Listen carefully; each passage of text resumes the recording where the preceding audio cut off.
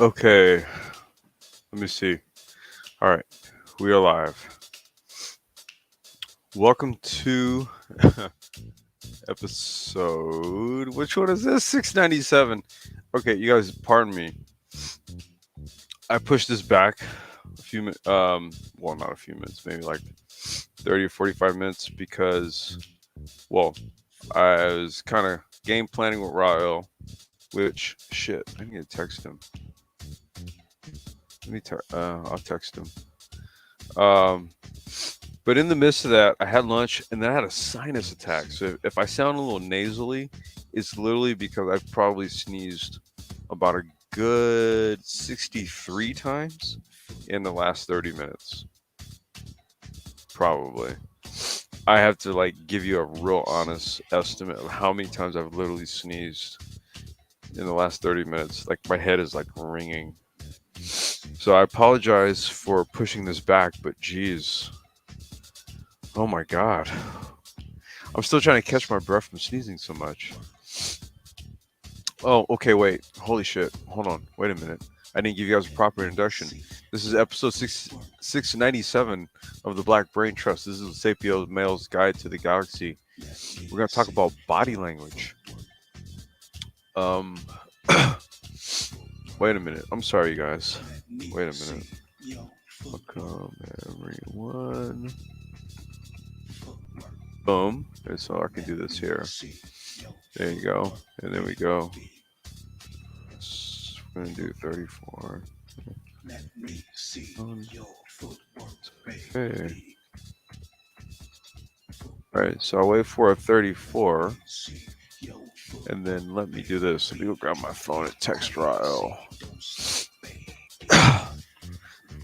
Like I said, man, my allergies are pretty damn gnarly. So, it's not fun. Ugh. The other thing is that when I do these live streams, I'm using my sim rig.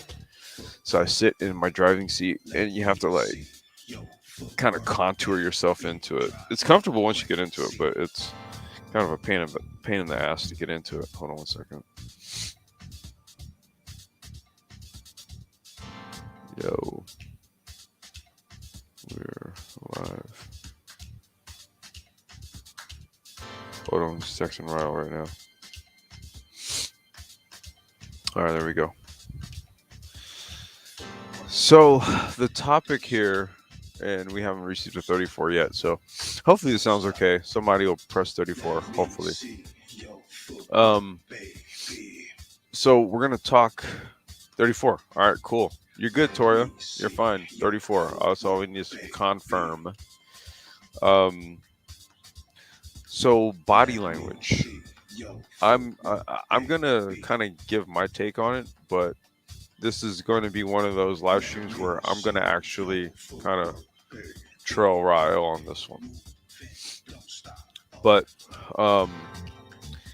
simply put, body language is defined as the process of communicating non-verbally through conscious or unconscious gestures and movements.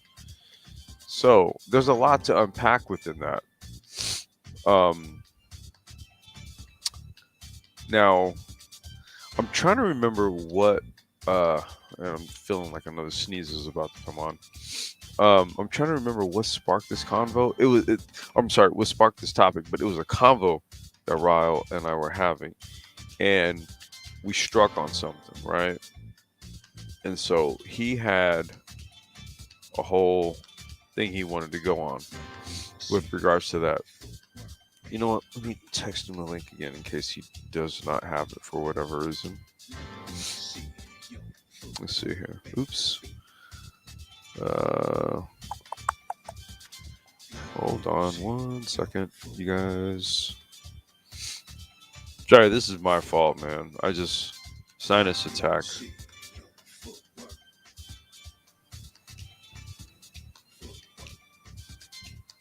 There we go. All right, just text him the link again. Let me see if you get on in a second.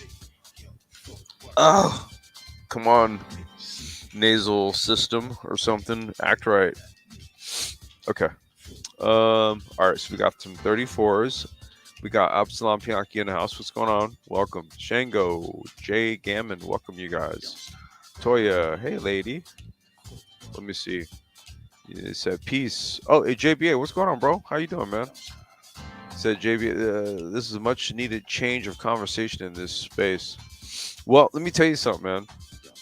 In this space right here, this particular one, this one right here, hey man, the conversations are always going to be thought provoking. I don't know about those other spaces though, haha.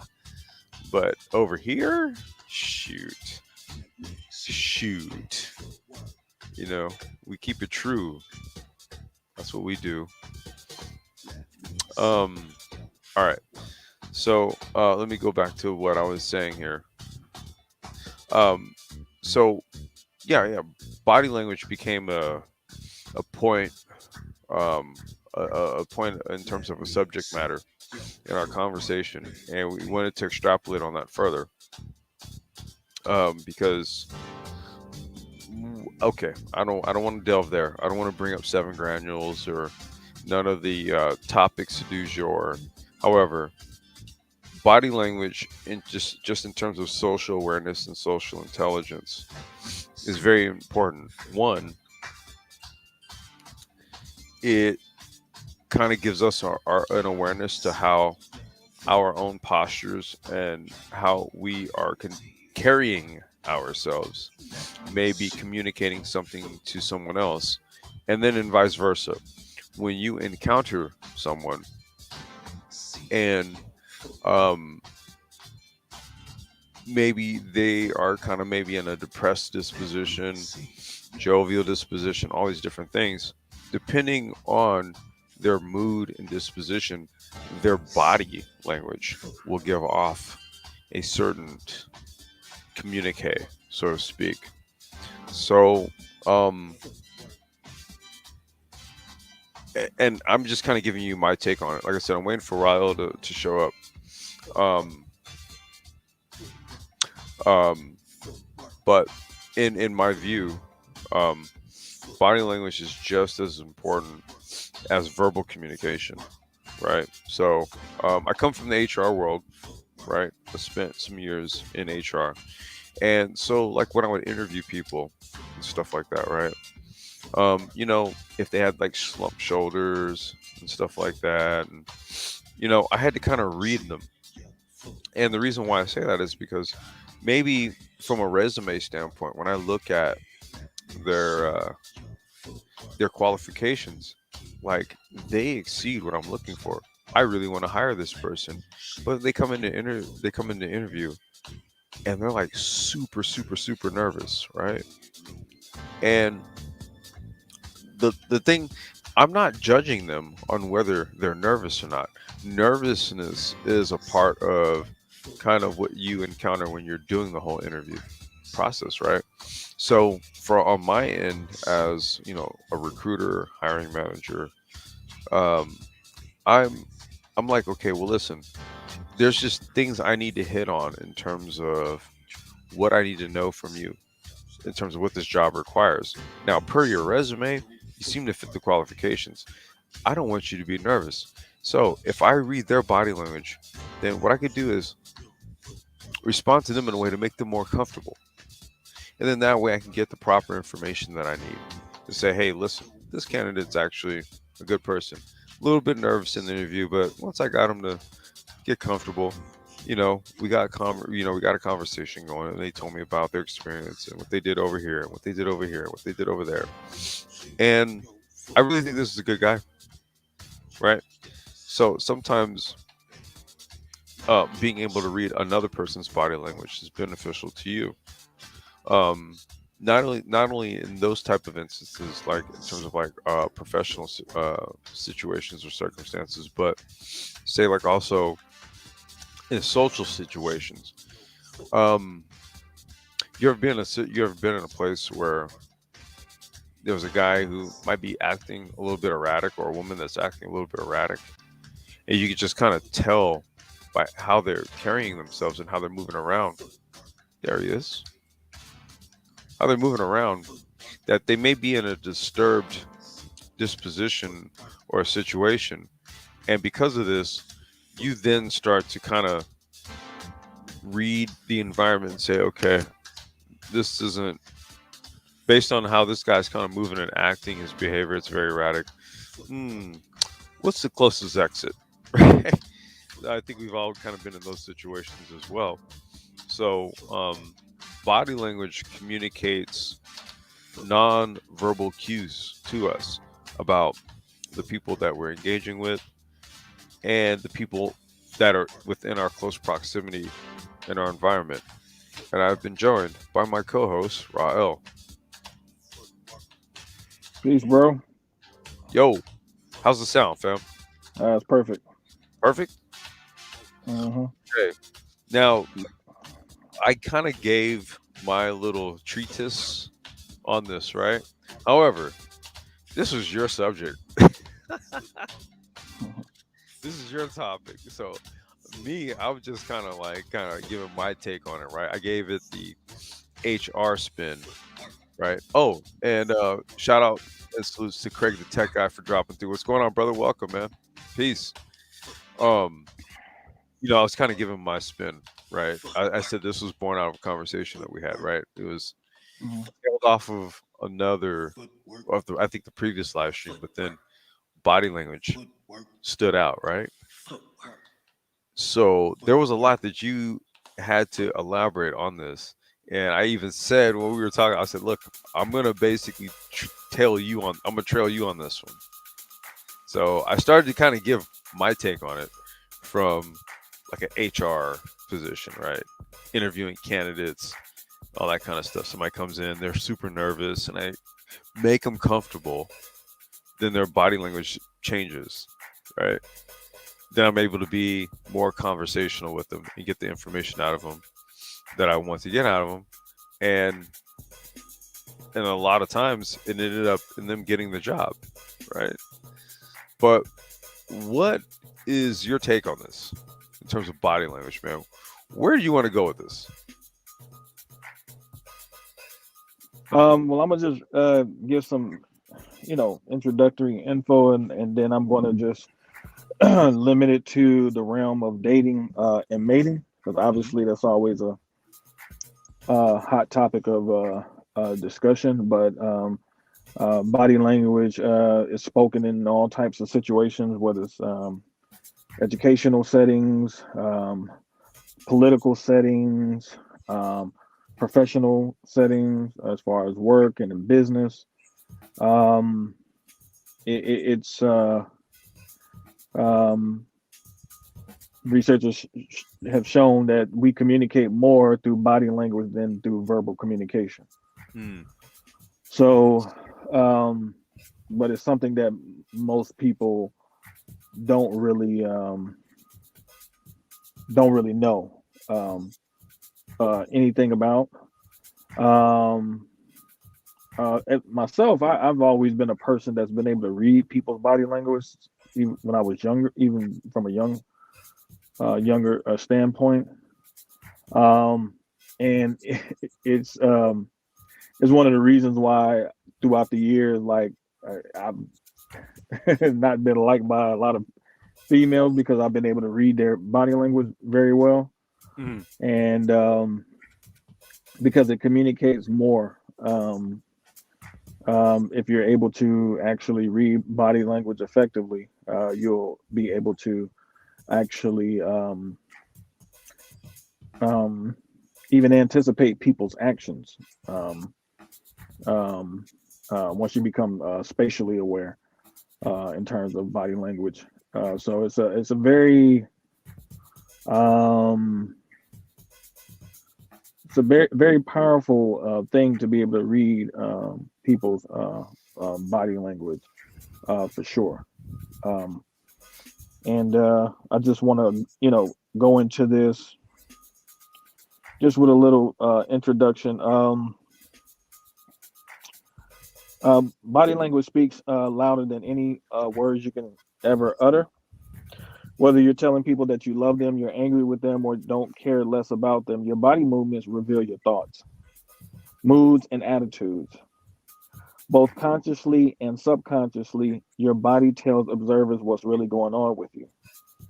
In a competitive and complex world, the ability to communicate with clarity, confidence, and credibility is vital for success. Too frequently, this ability is overlooked.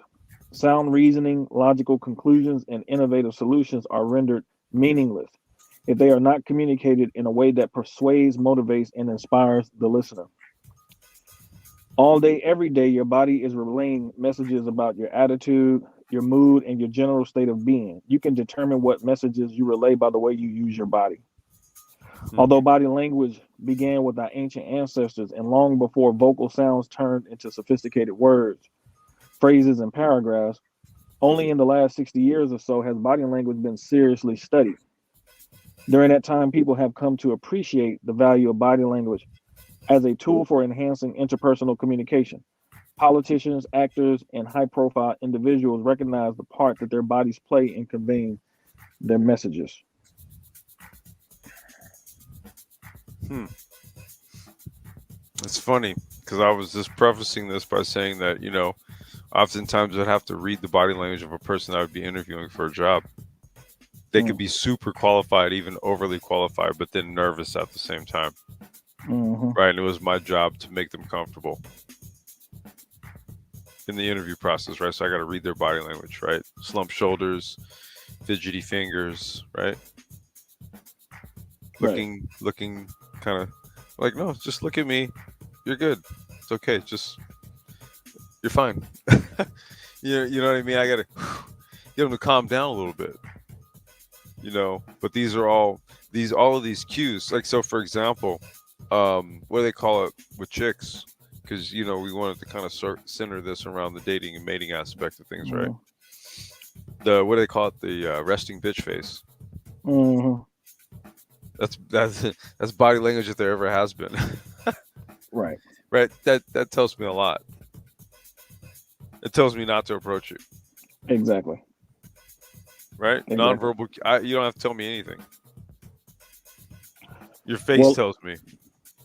right. Well, in my I took a relationship class, African American male and female relationship class in college, and my professor, which was a black woman, she said, she was speaking to the black females in the class. She said, how can y'all expect, many of these brothers to approach y'all when they see you and they see that you're attractive to them, but they see you have this scowl on your face? You're like, who wants to approach a woman with that look on her face? She was like, the look that you're giving off is a look that is saying that do not approach you. So a lot of these men will listen to your face and the way that it's looking and not approach you, even if they might be physically attracted to you and interested. The way that your body language communicates is communicating that you're unapproachable, which is funny because we've had, it was a big brouhaha when Kevin Samuels had a show about women, um, in Black America not smiling, and it was a Mhm. big back and forth about women saying why should they have to smile, um, and so but obviously that's the kind of group we're dealing with. But it's about body language. So even though the men were saying like, hey man, if y'all just smile more, we'd be more inclined to approach you, but the women were actually pushing, many women were pushing back, like saying that I have a right to look this way. So it's like, so you don't want men to approach you, so it's like, It's like you do, but then you don't kind of understand body language, right? So you don't understand like what you're non-verbally communicating, right? Like you don't understand kind of like what that what a person sees is a form of communication. And if you carry yourself a certain way, then expect that people will read the communication to say mm, stay away,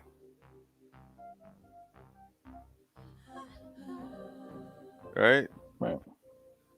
I mean, that's the part that kind of trips me out. It's like you legit do the opposite based on how you disposition yourself physically, right? That suggests that um, one should react to you in such a way that is actually in opposition to what you desire. Right. Make that one make sense. Mixed signals, if I've ever heard of any, right? Yes, and that's why you know I wanted to deal with this on the dating and mating aspect because Right. I mean, obviously, if men and women are having a hard time coming together because of the not being skilled at reading, body language, that's going to be a really big problem. You know, because you, you you could approach a woman who has given you clues that she's interested, and then when you approach her, she acts like she has no interest in you at all. So, I mean, obviously, those are mixed signals. And so, um, we have gotten to a point in our group where it's enough of a topic of discussion that, men will say things like, hey, I've gotten to the point where I don't even approach these women anymore because they send so many mixed signals. And it's like their body language is saying something else. I remember one time I was in college and me and a female, we were locking eyes. And so I approached her and I was like, are we just going to keep sitting here, with googly eyes for each other? Or are we going to try to get to know one another? And I laughed. And she was like, I don't know what you're talking about. I was like, what? Oh shit. Now, And I was like, okay, all right. And I just walked off on her. now we Like, playing dumb. yeah, I didn't even engage. Like, cause, and then, as I was, cause we were in the gym and I was working out, cause she was going to different, machines. And as I would look up periodically and catch her out, like she would still be looking. It was like, well, man, if you ain't interested, like, why didn't you keep looking? you know? Um, and so, but that could be her just being nervous too, you know. But her body language communicated something differently There you until go. she actually got the approach. Now it was time to stand on the language that she was communicating, and she wasn't as clear with that. And so, um, and this is something that really, can really be detrimental for women too, because you know, men are not just going to keep making attempts and keep getting rejected, especially by a certain cohort of women. At a certain point, men are going to be like, okay, well, this ain't working with these females, so let me see if I can find another group or whatever to see if I can get a different response. Because I'm not going to keep going to the well and it's dry and no water in it and not be able to quench that thirst. So, and obviously the communication styles of women in this particular context can be very problematic in terms of positive outcomes that they should want from a human perspective or normal human perspective. But when they don't understand the power of their own language in terms of their body language, because a lot of times women will do things that they're not even aware of either subconsciously that communicates something. So even if the woman is doing something subconsciously that communicates she's interested, but consciously if you talk to her, she'll, oh, I'm not interested. But her body language Isn't that gave you the isn't cue that that she what was. isn't that what kind of like leads them down to that path of unintended consequences? Right? They Right, may subconsciously not understand what kind of body language cues they're giving off to somebody, and then when old boy pulls up, right, and he hits on it, he hits those buttons, right? It's a wrap.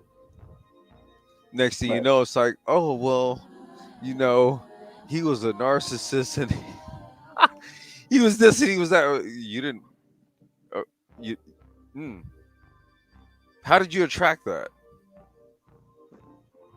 Do you have any idea how that came into your life? Did um, okay, attraction is a two-way street, right? I'm pretty sure whatever environment or situation that you were in, whether it started online and then went to a physical environment or started in a physical environment, a physical component happened at some point, right? Which crescendoed into a, uh, a host of actions that took place as a result of that, Mm. right? I'm pretty sure there were things that were being spoken without being said. How does that happen? Body language. Right. How do you primp your hair, your makeup? What kind of cologne did he have on? What was he wearing? Where were you guys at? What was the setting? Right.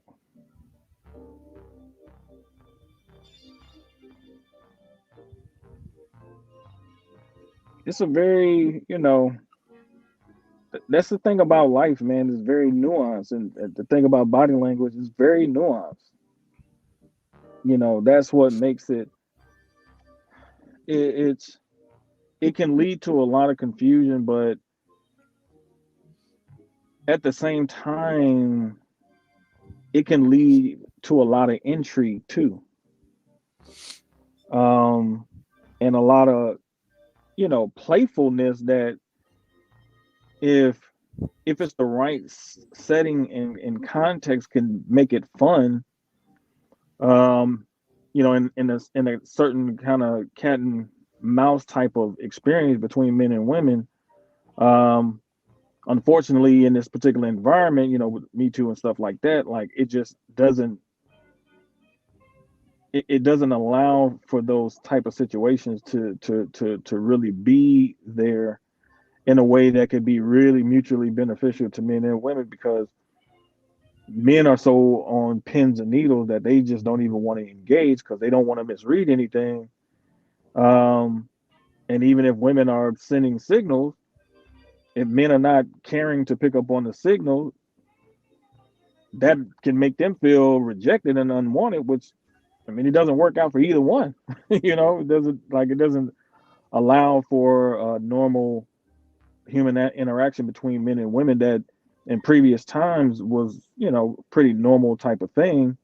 um but now it's just like, a lot of the fun has been taken out of it. What didn't they call it? Or wasn't it? I mean, innocent flirting. Isn't that what they called it? Right. Right. That wasn't that like the body language, right? That would communicate interest. Right. At least from what I remember, with my old ass, right? Right. I remember it was very distinctive. You knew a chick who was just like a friend, and then you knew the chick who was flirting with you, and the flirting indicated something versus the friendship shit that indicated something else. It was very distinctive, right? It's Mm-hmm. very distinctive. Um, but I think nowadays things become so much more fluid, right? It's so what they call non-binary, Mm-hmm. right?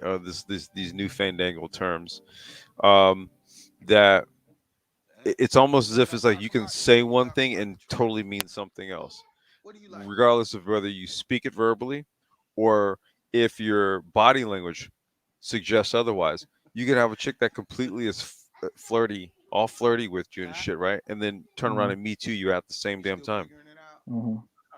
right? You're like, whoa, Mm-hmm. whoa, wait a minute. I mean, she was, dude, she she approached me and and then all of a sudden, what, right? So this is where, right, like, being able to read physical cues is very important, even to the point of recognizing when the signals are mixed.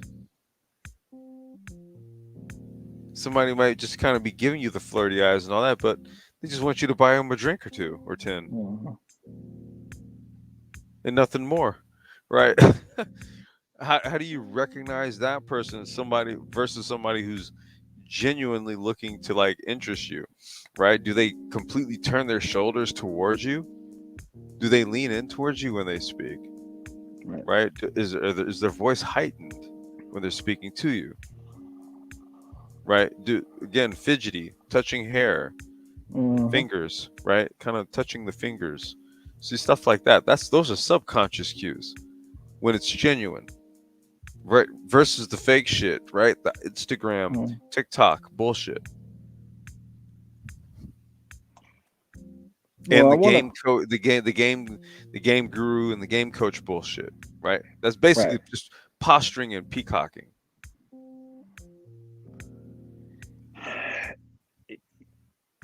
Part of that is an understanding to a small, I would say probably small degree, um, in terms of um, because it's tend to be one sided. Um, uh, One of the things I said a long time ago was one of the beautiful things about liking somebody is them liking you back. It's a reinforcement. Yeah. And so I've had to communicate this to a lot of women, and I've said to them, men want love just as much as y'all do. Quiet as kept.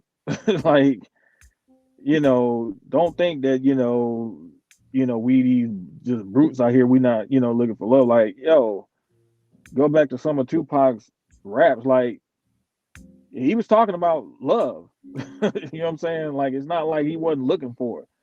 So, um, and so, um, but a lot of times, like if you're like having communication with certain types of women who think that men should just be in continuous pursuit of them, even when I was in high school, I wasn't even on that.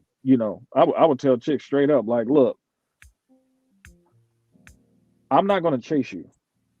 I'll show interest in you. And if you show interest back in me, then we can have a conversation and we can go from there. But I'm not going to be giving 100% in terms of showing interest and you only giving 25% because that's an ego trip at that point. Hmm. So you want the like to be equally there. The man wants to be engaged in a woman in the way that he feels that she should engage with him, and on the opposite side of that as well. Um, and so for me, you know, from what I've seen, like um, many women do not know. Is there somebody talking? Yeah, I'm sorry. I had some Theo Pierce playing in the background. That was a little interlude. Oh, okay, okay, okay. Threw me off like crazy. Um,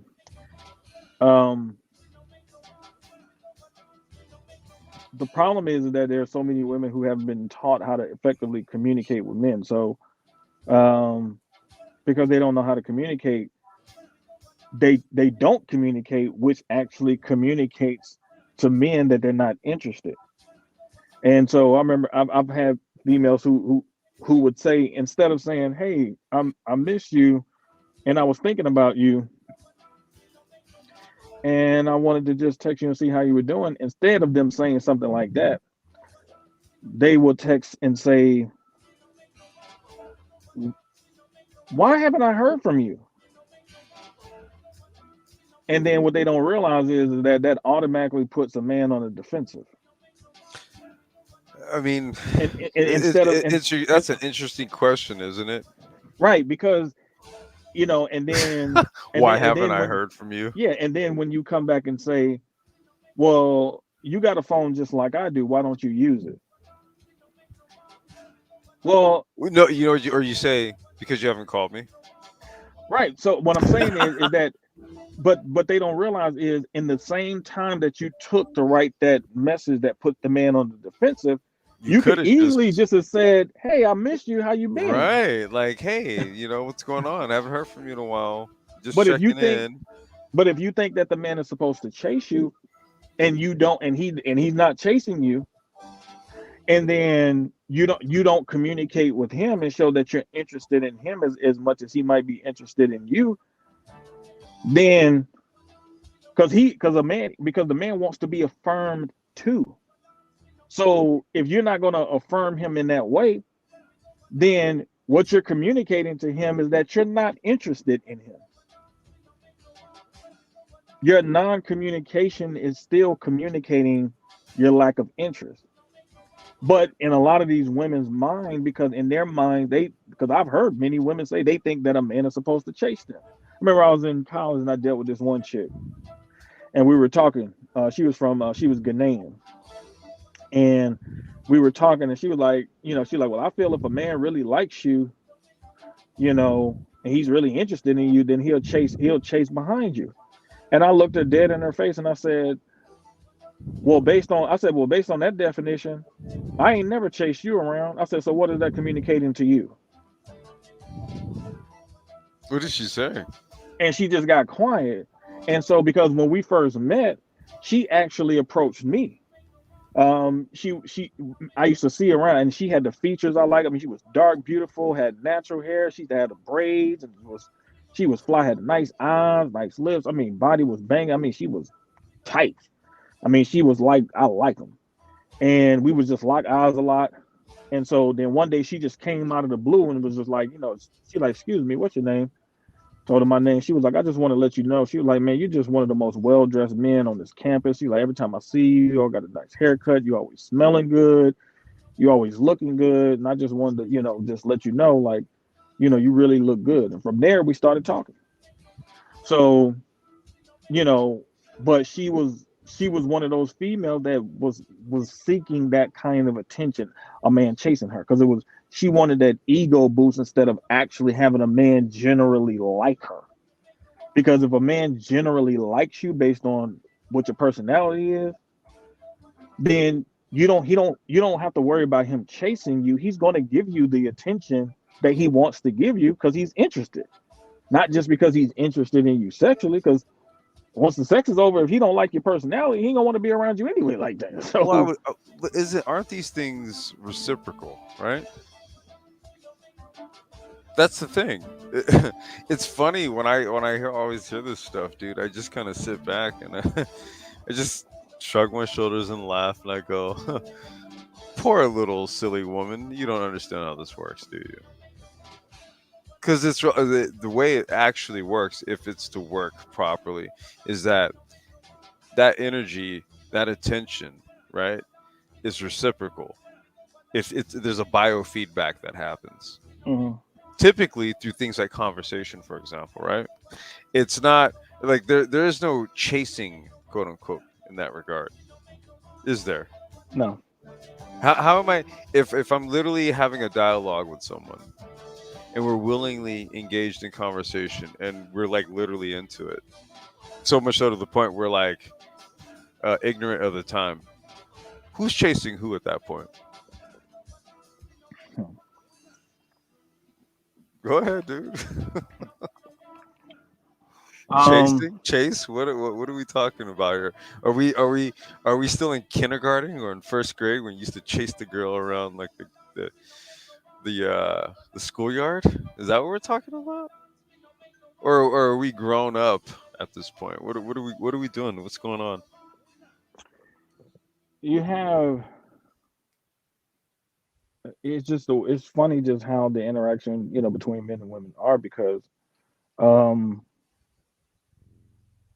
you know I mean we've all been most of us have been to clubs and if you've been to the clubs especially during the 90s and the 2000 era, like you know how full of crap it is. Oh, I mean, I was promoting clubs at the time. you know Tell what I'm me, I'll saying? tell you all about it. I mean, you know how full of crap it is. For me, that's why I've never been a club person. I've been to the club maybe 4 or 5 times in my life. And Oh the my reason god, why I've just really? never, yeah, the reason why I've never been interested in the clubs, I would always say this, like, I'm not paying to get in the club, man, to deal with a chick raggedy ass attitude. I'm like, I could get attitude from a female for free if I was here. You know what I'm saying? So I'm not going into a club where females get all dressed up to get attention from men just to get a chick with a funky attitude. I'm like, nah, I'm not interested in that. Well, no. So What about when you're the promoter, right? And then they come up to you and they're all flirty and shit. That's why I was like, dude, I used to promote, I used to throw clubs, right? So you guys see my picture there, my square looking ass, right? So that square looking dude right there is the same dude chicks would walk up to, right, and just literally be on some like, oh, hey, and flicking their hair and doing all this bullshit. Why? Because they want some uh, tickets. right, right. And that's what I'm like, look, listen, I didn't pay for these. They're free. You want some free tickets? Just ask for some. Don't do all that shit. Here. right. Right? And it would completely blow their shit. I like, don't you want some drink tickets? You really? You're gonna do all that for some fucking drink tickets? Just ask me for some drink tickets. The thing is though, Jesus fucking Christ. Don't do all that. because we know that environment, the present environment is completely changed though. The present environment now, men are requiring more from women. So now you have to have a brain. Now you have to have a conversation. And Oh so yeah. now Oh there's yeah, much man. more expectations on you now. Oh yeah. So now because there are much more expectations because we got different kinds of women in the pool to actually choose from, now you're getting a Gotta certain vet. level of competition that's taking place now. Yeah, Because you now gotta you got vet. to come with you got to come with more to the table than before, which is why we've seen videos of females in our group talking about, well, I'm a pretty chick and I'll go to the club and I don't get no attention from the brothers because there's a different level of expectation than it was 20 years ago in terms of that environment. It's not the And let's same just say environment. this. Let's just say this too, right? The body language that you're speaking is the same language that every other chick in here is speaking. You all dress the same. You look the same. Hmm. You do the same thing with your hair, your nails, your eyes. You you're all speaking the same language. Right,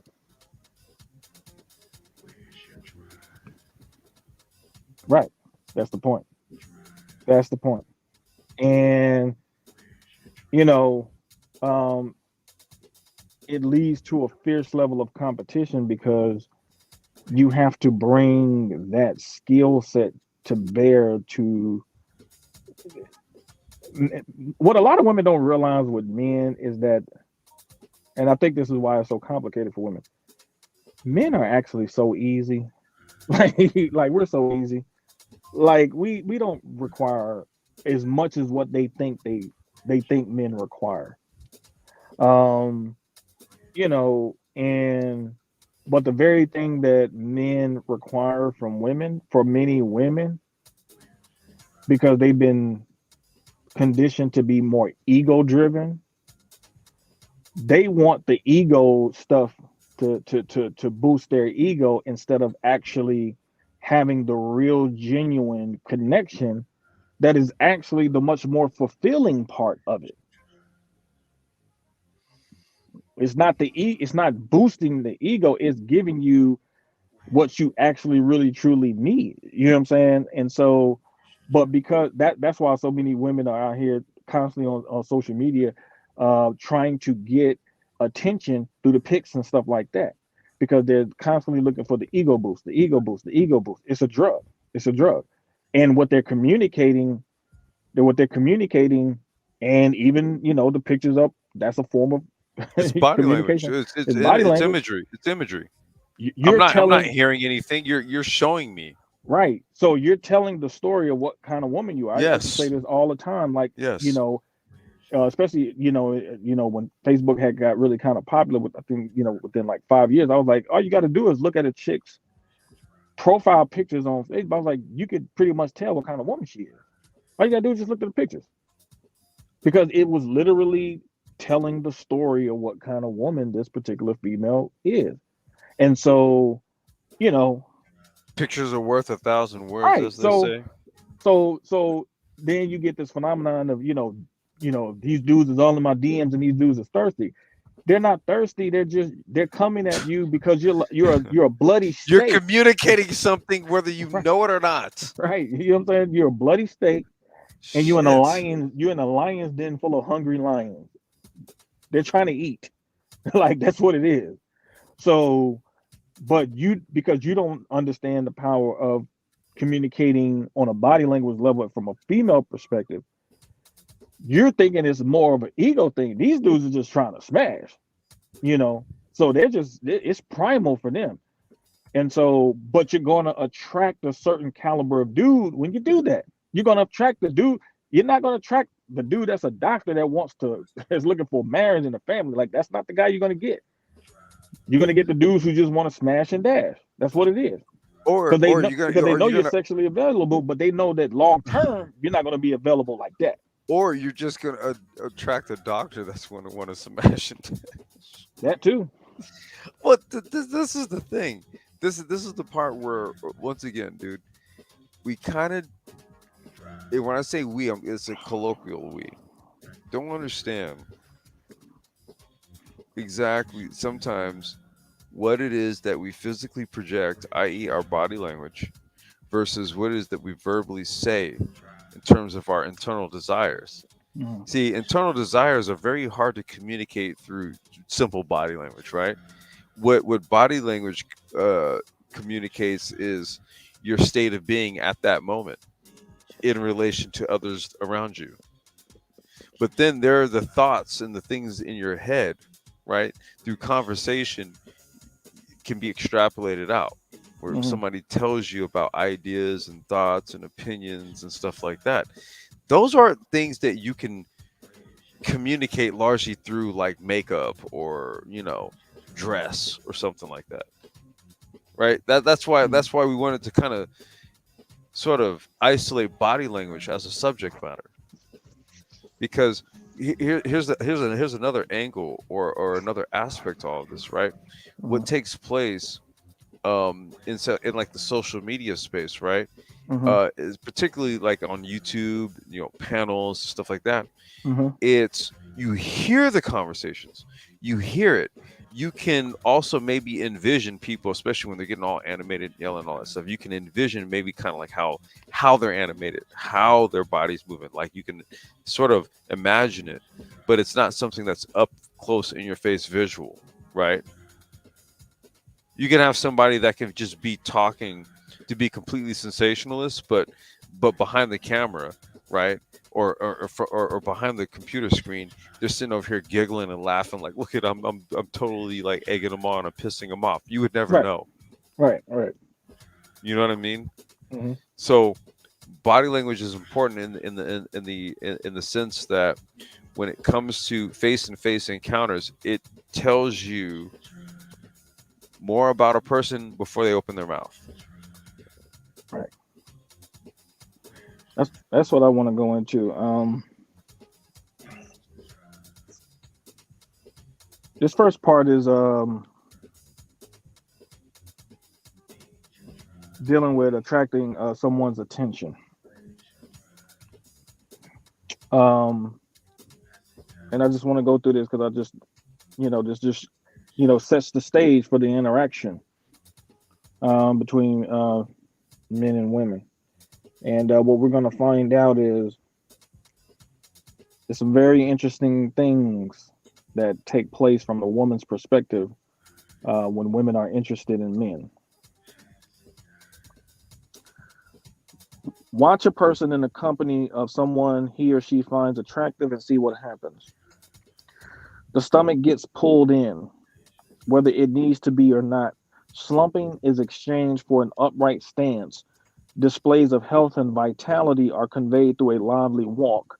Muscle tone becomes heightened, and a youthful appearance replaces the ravages of time or too many late nights. Men stand taller, thrust up their chins, and expand their chests, making them look like the king of the jungle. Women tilt their heads, flick their hair, and expose their wrists and necks, Hmm. demonstrating vulnerability and submissiveness. Your eyes dilate if you find another person attractive, and you can do nothing to stop it. If things go to plan, the recipient of your gaze unconsciously responds in a similar way and the excitement begins. When you're rating someone's attractiveness and in turn are being rated, messages that convey interest, keenness, and compatibility are constantly being relayed. No matter how old, fit, or capable people are, they're all checking each other out. These are some things that people need to keep in mind as they are going out, are courting. Women usually make the first move. Let me read that one more time. Women usually make the first move. Research shows that 90% of the time women initiate the first move in the mating game. I'm going to read that again. Research shows that 90% of the time women initiate the first move in the mating game. So from henceforth, no longer can women say they didn't know what the guy was. They because knew. women They because made the first move. they made the first move. So Yeah. all those excuses are out the window.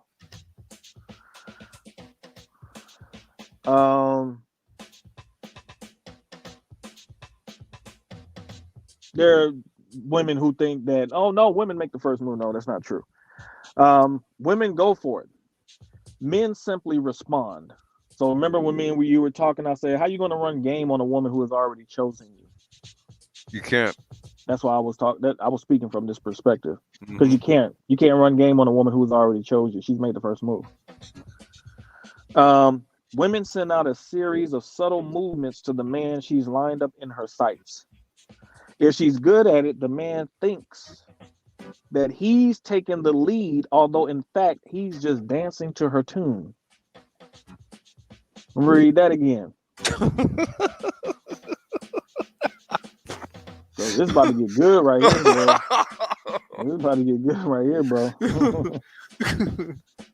If she's good at it, the man thinks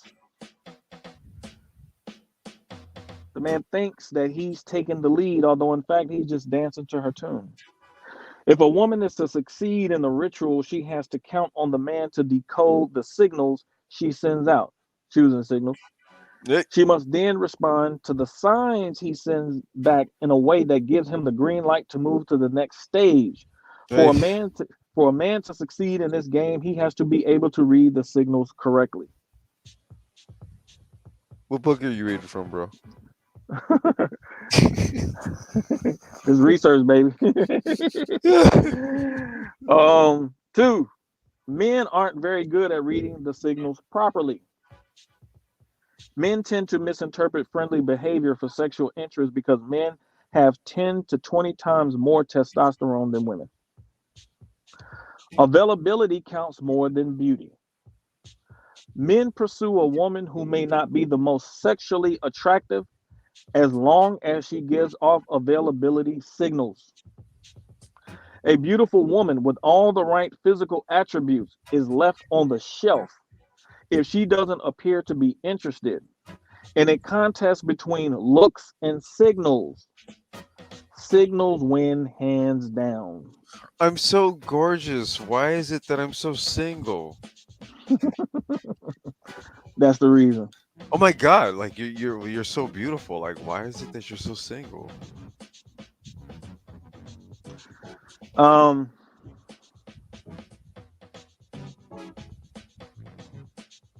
These are the 5 stages of courting. When you see someone you want to get to know better, the first order of business is to get that person's attention. You go through a predictable pattern to the courtship sequence when you see someone you think is cute and hunky or simply appealing. Number 1, eye contact. The woman looks across a crowded room. She spots a man she finds attractive. She waits for him to notice her. She focuses her eyes on his for 3 to 5 seconds and then looks away. He watches to see what she does next. She looks at him again and at least one more time. When a man sees a woman who catches his eye, he glances at her body first. After he makes eye contact with her, he slightly narrows his eyes and holds the gaze somewhat longer than he normally would, indicating his interest.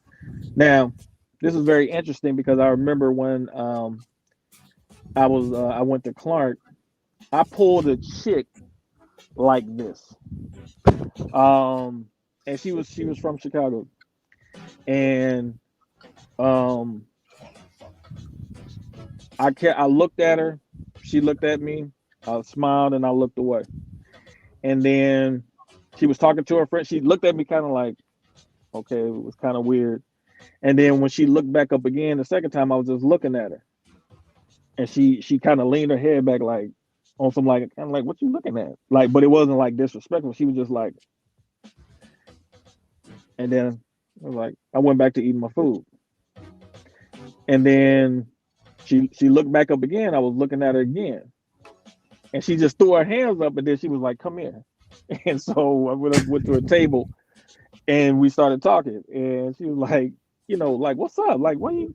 I was like, I thought you was attractive, and I was just, I'm just gazing at you. And I would like I thought to. you was like, I thought you was nice to look at. And she was like, I didn't know what was going on. Like, what was you? I was like, no, I was just, I thought you was pretty.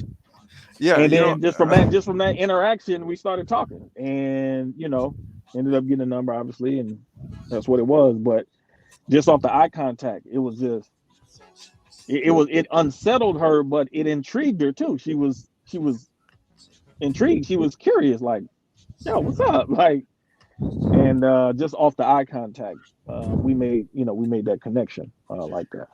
yeah, I would prefer not to go down that road, because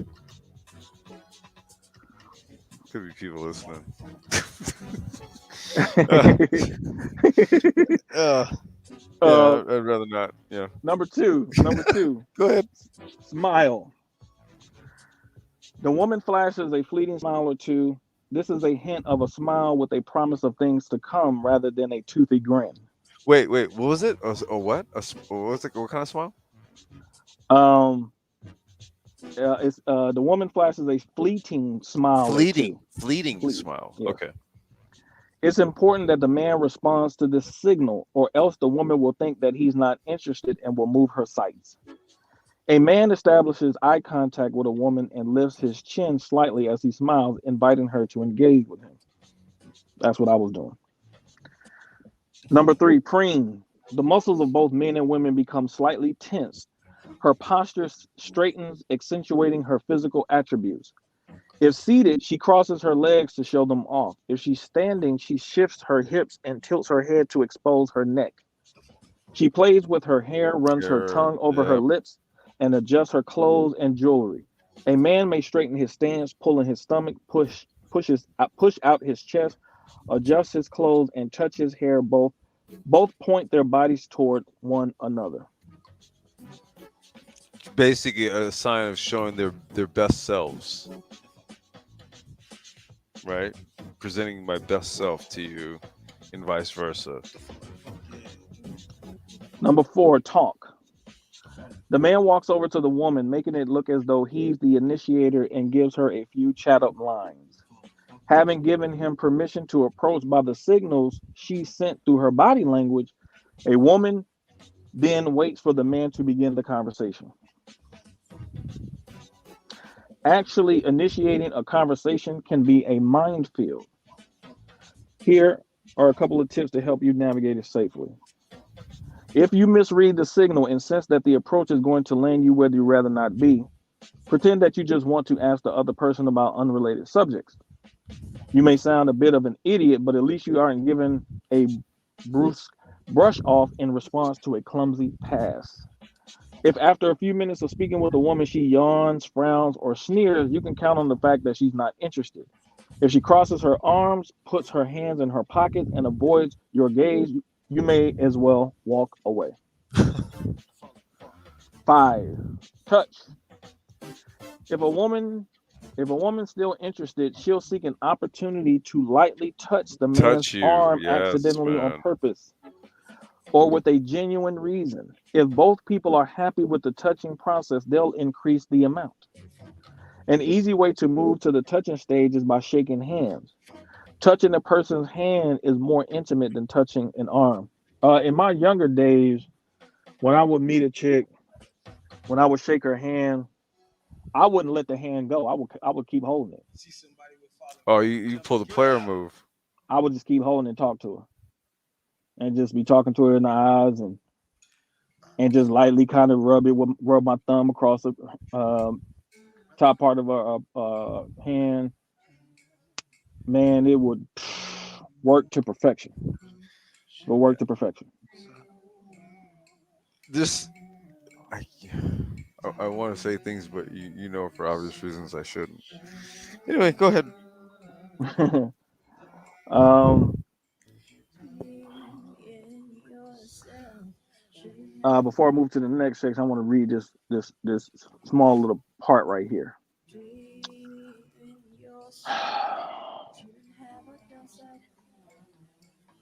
Research consistently shows that men are attracted to healthy looking women who demonstrate sexual availability.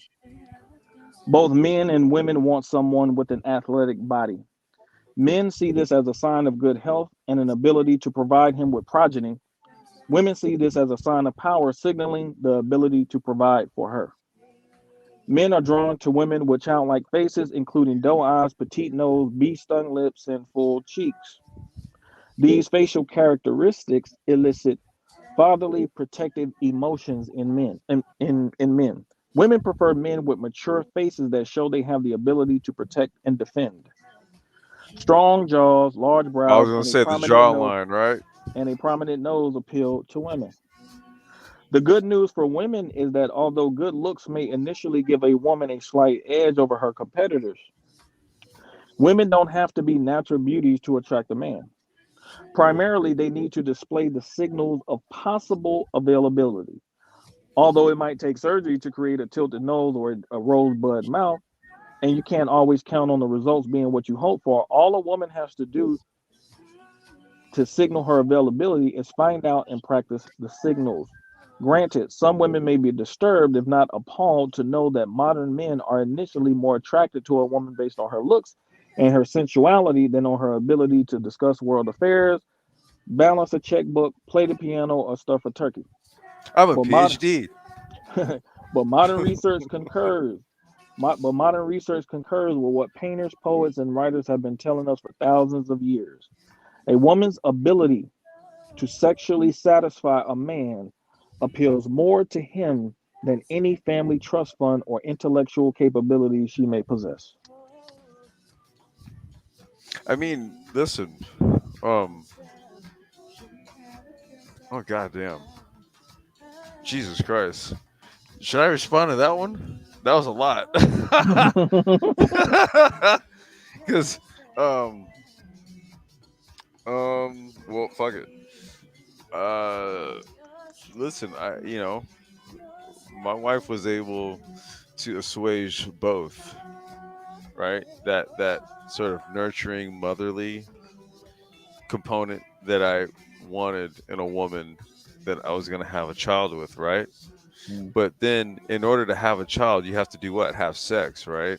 mhm, So you want that side of your life to be vibrant as hell too, right? So that's where, you know, having having that type of bond where you can have that sort of openness, right? To where you're interested in keeping it going with that one person because it's good like that, right? Like mm, there there's something to that, and like I said, I don't want to go too deep into it. I don't want to make it about all that, right? mm, That's not really what I try to hang my hat on. But speaking from the position of someone who is married, um, one of the things that you'll oftentimes hear is that, well, you know, after a certain amount of time, it gets boring and all this and all that. And it's like, not quite, not quite. Not if you're doing it correctly. no, no. Not if you're doing it correctly, dude. Because ideally, what you want is you want just one person to do that. I mean, I think the prospect of wanting to do it with a whole bunch of people, and this just might be my own orientation or my own sort of introversion talking. Um, I don't care to have like that around, right? And in terms of my partner, I kind of seek parity in that. So once you and your partner strike on that in terms of like sexual compatibility, it should be a wrap. It should be a wrap at that point, dude. Ain't nobody coming in between that shit. 'Cause I'm telling you, dude, I could. If people wanted to know what it's like to be able to just roll over and every night get it in, I'll tell you about it. Well, the thing is that you start talking about, man, sexual chemistry and things like that. Man, you're talking about something that you just can't write on a piece of paper, man. It's not quantifiable, man. Look, It's not a that's where body language speaks right. 100% volumes. Because look, there were times where basically I just look at my lady or she shoot me a look and literally nothing was said, dude. You already know what it is at that point. Right, You know it's right, about to go down. right, right, right. Go to this next section. This is dealing with gender differences.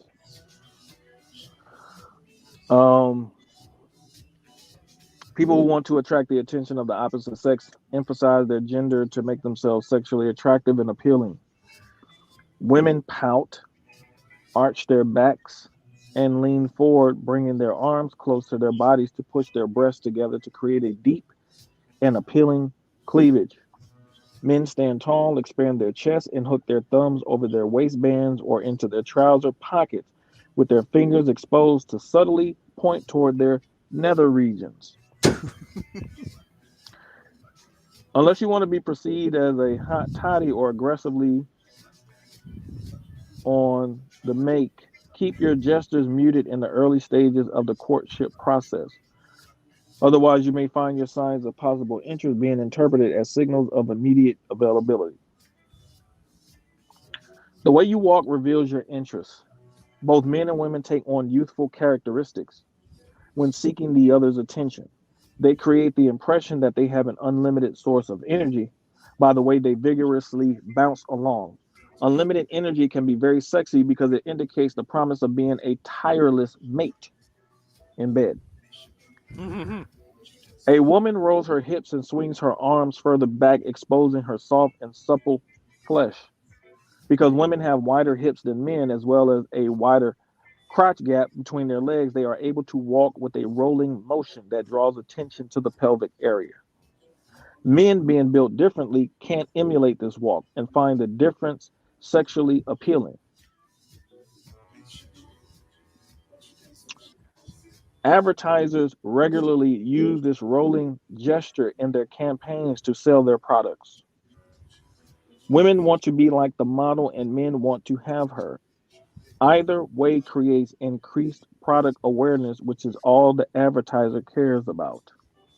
If you're a man, you swagger, which makes you look strong and domineering.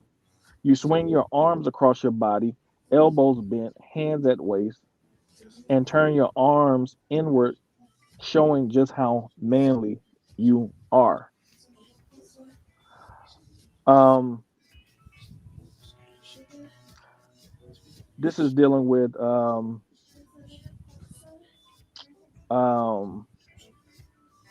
women wearing heels. Um, Women wear heels to make themselves appear more feminine. The higher the heel, the more vulnerable the look. In order to balance themselves, women wearing high heels unconsciously arch their backs and push out their bottoms, creating a wiggle to their walk, which men inevitably notice. Hmm. Marilyn Monroe is purported to have chopped 3/4 of an inch off the heel of her left shoe to create her famous wiggle. Hmm.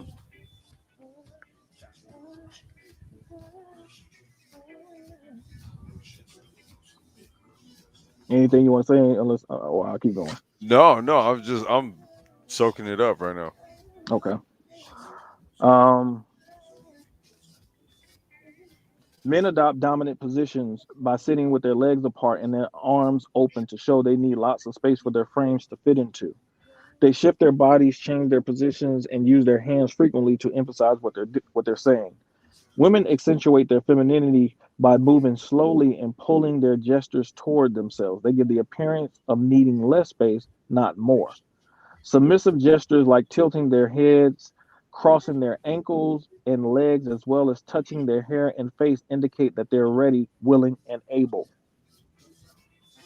Oh shit. If a man and woman find each other attractive, their bodies lean towards each other. What, dude? I think I was just telling you about like 10, 15 minutes ago.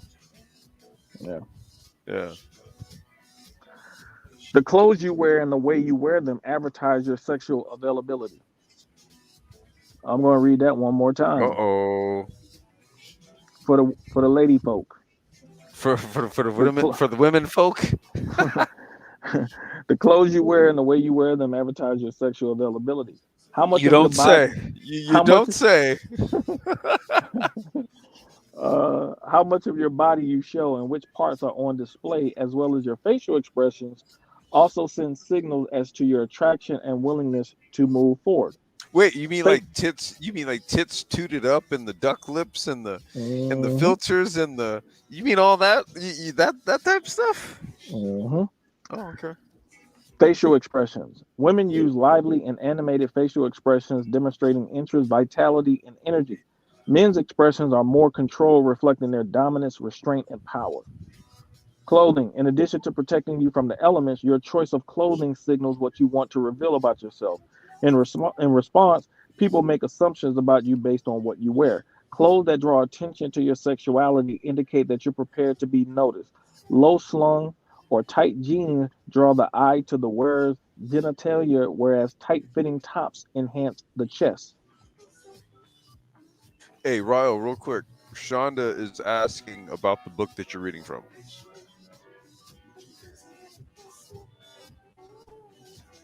in the chat. Can't give all away my secrets. Shonda, do you have Ryle's email? You're gonna have to contact him directly for this one. If you want to join the panel, and then when you join the panel, we'll drop the link here in a little bit, and then you could put an email in the back chat or whatever, and then he can send it to you that way. Because he's got a source material of stuff, right? So if you want to hit him up privately, he'll give it to you. There you go. Go ahead, Ryle.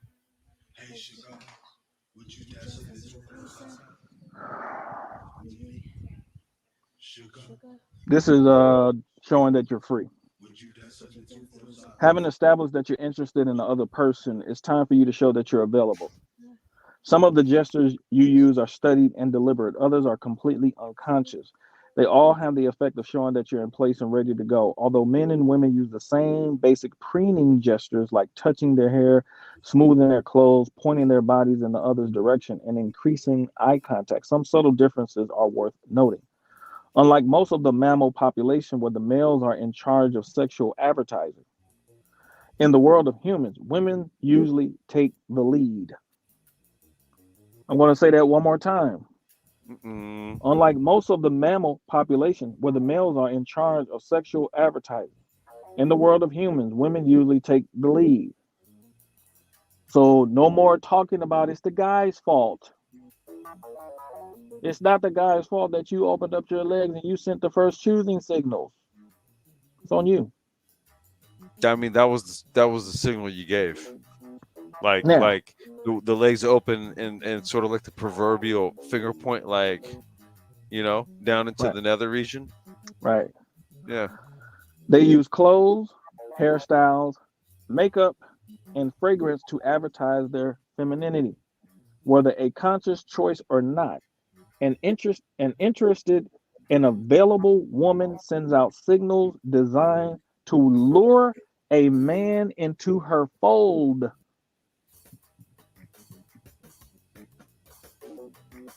To Courting lure, you to say. lure. Yes, that's the word. Yes, lure.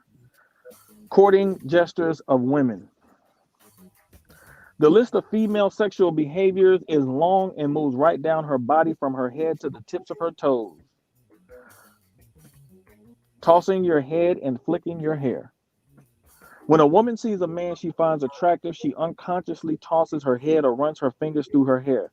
Whether her hair is long or short, the gesture is a subtle way of showing that she cares about her appearance and is making an effort to look appealing. An added benefit of this movement is that it exposes her soft underarm, a highly sensual part of a woman's body that most men find irresistible. Kind of like what the movie Weird Science, where Kelly LeBrock had her hair in her hand in her hair, cupped her hair, and had her arm up, kind of like in Yeah. that position.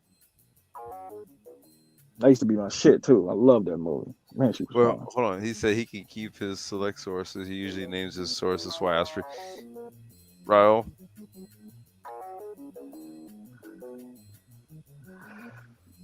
Canting your head. A head tilted to the side gives an appealing and helpless look. By exposing the neck, a vulnerable part of the body, the head cant is an ideal courtship signal because it implies that the woman trusts the man so much she is prepared to display a defenseless part of her body to him. Twilight, anyone? Oh, Twilight. That whole what was it the vampire or the Oh chick that yeah. was in love with the guy who was like half vampire or something like that. Oh yeah. I remember that mess back in the day. Yeah. The origins of the head cant can be traced to infancy.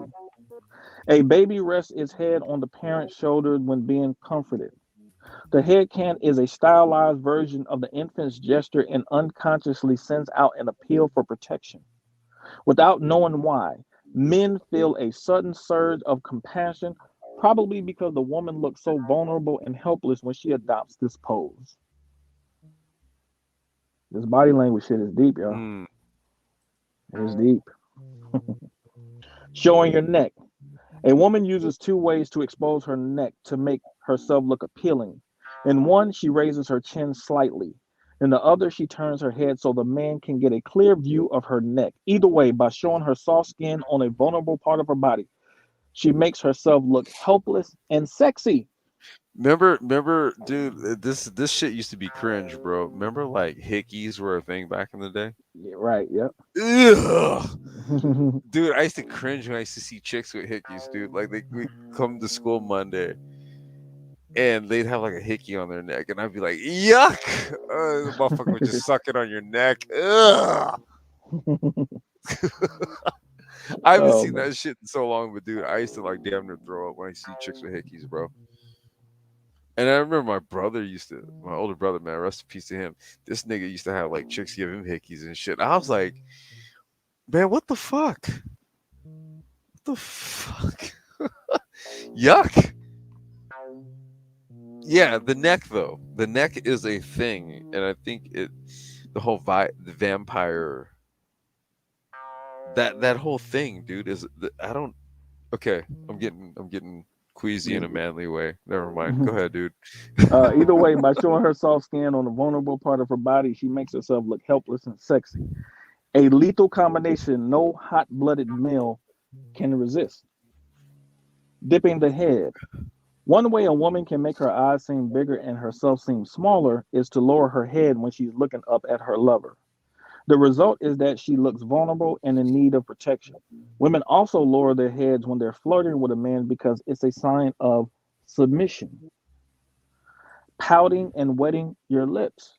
Uh-oh. Full lips are seen as a female characteristic and are considered full of sexual promise. When a woman pouts, the size of the lips increase as does the man's interest. Hmm. Pouting. Touching yourself. Women have a much larger number of nerve sensors than men, making them more sensitive to touching sensations. Women leisurely stroke their necks, throats and thighs, signaling to a man that if he plays his cards right, she just may let him caress her in a similar way. By i.e., touching, erogenous zones. yes, by touching herself, a woman can fantasize about how it would feel if the man she fancies were the one doing the touching. Touching yourself draws attention to that part of your body and gets another person thinking about what it would feel like to be the person touching you. Often you're not aware that you're touching or stroking yourself. The gesture is an unconscious action in response to your interest in the other person. Women who are aware of the effect this behavior elicits become adept at performing self-touching actions to call attention to themselves. The It's a power of the game, man. imagination. Yes, this is a game, boy. Yeah, This the is a power of the powerful game. imagination, dude. Like she's touching parts of her body, but in her head, it's the object of her affection doing it. Yeah. Exposing your wrists. The underside of the wrist is considered to be one of the most erotic places on a woman's body. This is probably because the skin there is highly delicate. A woman showing interest and availability reveals this smooth, soft skin, increasing the rate of frequency as her interest grows. Fondling cylindrical objects. Oh, go, If go, you find yourself shit. fondling any object that remotely resembles a phallus, Ah. you are acting out what's going on inside your head. Oh my god. Don't be surprised if the man you're speaking with fondles a personal item of yours while you fiddle with your earring, pen, or the stem of your glass. The stimulus is too much for him to resist, and he has to respond in a similar way to show he's paying attention or wants to possess you. Sliding a ring on and off your finger can show a desire Oh to have sex with the no, dude, person you're not that speaking one. to. Not that one. You want to That read it? ring, dude, that ring. Um, cause dude, let me tell you something, bro. When I had mine on, I would do that. Okay, like how you have your ring finger and your thumb. Mm-hmm. Mm-hmm. I would do that because you have your ring on, and sometimes it's just like maybe beneath the ring in your finger, it just kind of sometimes it feels icky, or maybe like you went into the bathroom and you washed your hands, Mm-hmm. so there's like moisture, and you're kind of just like ugh, so you like kind of play with it, right? So Mm-hmm. I do this thing where I'm just kind of like with my thumb, right? I used to do that a lot, and I tell you, man, I could be talking to a chick at work or doing this stuff because it's kind of bothering. It was bothering me at the time, Mm-hmm. and literally their eyes are fixated on my ring finger, Mm-hmm. and I'm over here talking to them, and they're like staring at my finger because I'm over here doing this thing, and I'm like, "Are you staring at me doing this weird thing?" Because I could just tell you, like, I went to the bathroom, just washed my hands, and there's like this moisture. It's kind of just really kind of uncomfortable, so I'm just doing this to kind of dry it out, and I don't want to take my ring off because I don't want to lose it. But yeah, but I know that's not the reason why they're staring at it. This is totally the reason why I'm doing this, though. It's well, the ring and the finger is symbolic to the penis and the womb. Come on. Well, there's a whole lot of symbolism with that Yeah. goddamn ring on a finger, right? There's just a Yeah. whole lot. It's right there. A person takes away, whether it's a man and you go and then you're like, damn, that chick is fine. And you roll up on her, all of a sudden, boom, what's that on that big ass rock on her finger? And you're like, whoa. Or if it's the opposite and it's a chick's like, oh my God. And then all of a sudden it's just like, oh my God. Right? That ring on that finger, man. Oof. Mm-hmm. Oof. Um, glancing sideways over a raised shoulder. A woman who raises her shoulder is performing an act of self mimicry by using her shoulder to emulate her rounded breasts. By turning her shoulder towards a man, holding his gaze with slightly lowered eyelids, just long enough to get his attention, then quickly looking away. A woman can drive a man to distraction. if he's interested, that is. This gesture tantalizes the man and suggests a peep show which most men find hard to resist.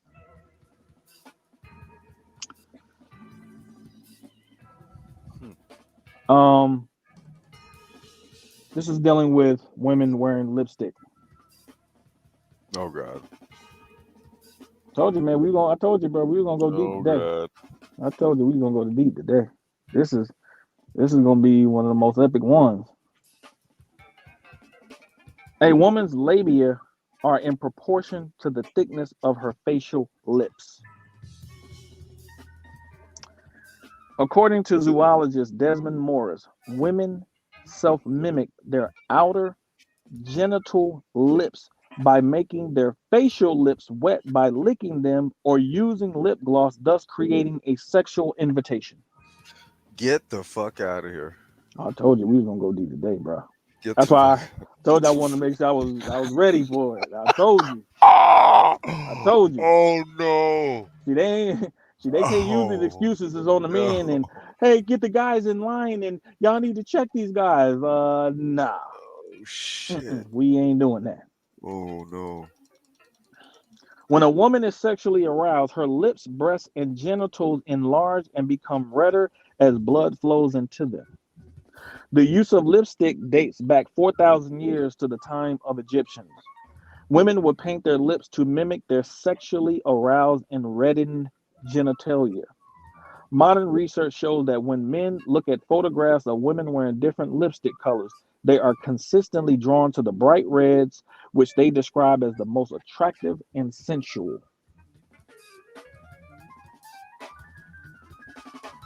Yikes. They can't hide from this, man. They can't hide from this, man. No. No. This we talking about some true biological phenomenon, man. This is not spoken, dude. Over the course of human history that's developed. This is what it is. And this is why even when in the 1990s when I would talk to black females particularly, they would say this is what they used to say all the time. We would have these conversations. Well, a woman knows in the first 2 minutes of talking to a man whether she wants to have sex with him or not.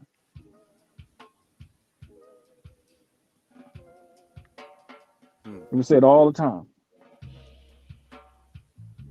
So how can you know a man for 2 minutes and don't know him but know you want to have sex with him?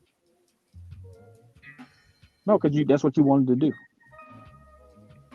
Ain't that some shit? Now this one is pretty interesting right here. Putting your handbag in close proximity. A woman's handbag is her personal domain. Even most married men live in terror of entering this most forbidden territory because a woman treats her handbag as if it were a personal extension of her body. It becomes a strong signal of sexual intimacy when she places her bag close to a man. If a woman finds a man attractive, she may deliberately stroke and caress her bag in an inviting manner, tantalizing and teasing her male admirer. A woman who places her handbag close enough to a man for him to see or touch it is sending out signals that she's attracted to him. If she keeps her bag away from him, she's creating an emotional distance. Dude, that's a sign of trust, bro.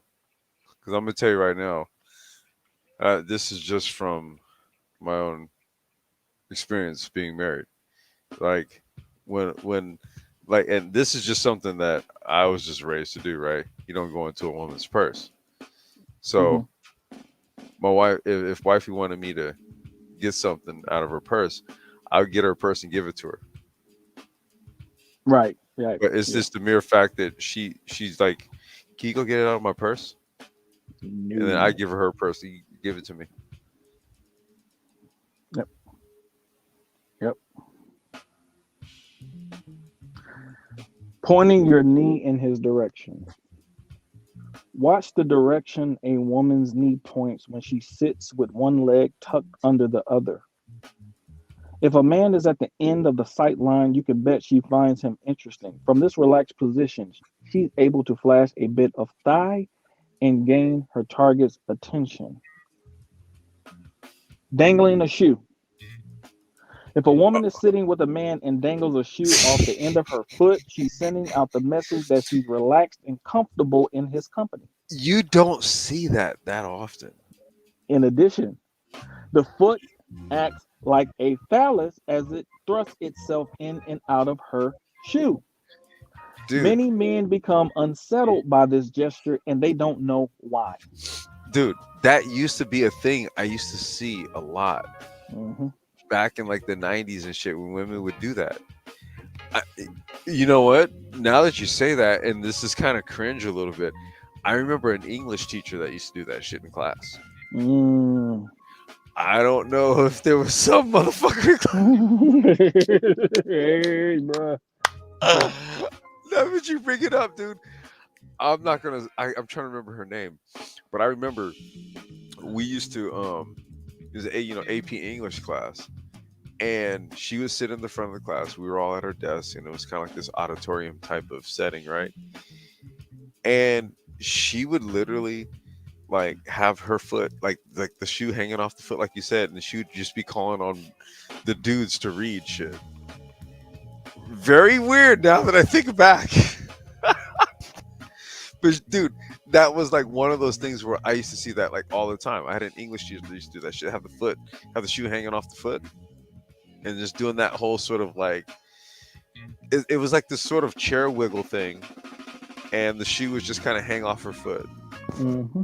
Yeah, I remember that shit. Yeah.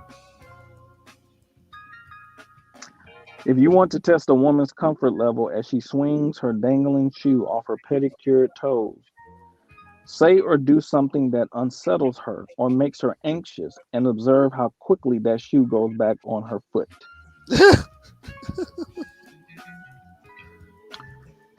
Entwining your legs. Men consistently rank the leg twine as the most appealing sitting position a woman can take. Women consciously use this gesture to draw attention to their legs. When one leg is pressed up against the other, it gives the appearance of highly toned muscles, which is the position the body takes just before engaging in sex. Holla, holla, holla, holla. Women who want to entice a man and demonstrate their own interest slowly cross and uncross their legs and gently stroke their thighs as an indication of their desire to be caressed. Think of Sharon Stone's provocative leg cross in the film Basic Oh Instinct. man, Basic Instinct, dude. That's like iconic because she gave a whole flash with the Mm-hmm. vag. Woo. Boy, the That was 90s was kind some of good times. for that time, dude. That For that was like time, boy. unseen in a movie, Boy, bro. what? Yeah, I Man, remember. Was that 91, 92? 92, 92. Yeah.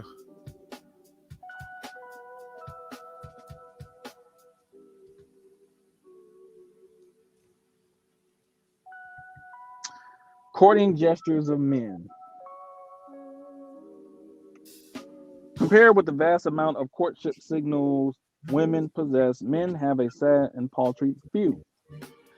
In their effort to attract a woman, men often rely on their power, money, and status as a means of flexing their muscles. Men's idea of a sexual invitation is to rev their engines, flaunt their wealth, and challenge other men. Oh god. Yeah, we've seen that around here. Oh, yeah.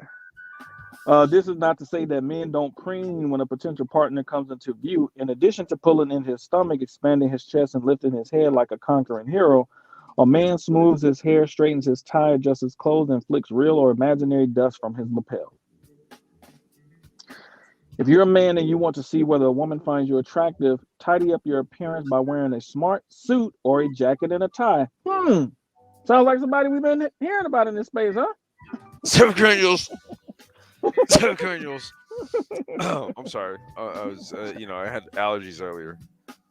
Shout out to Dr. Samuels. Oh um, man, the nigga in the suit. salute to that brother Bear.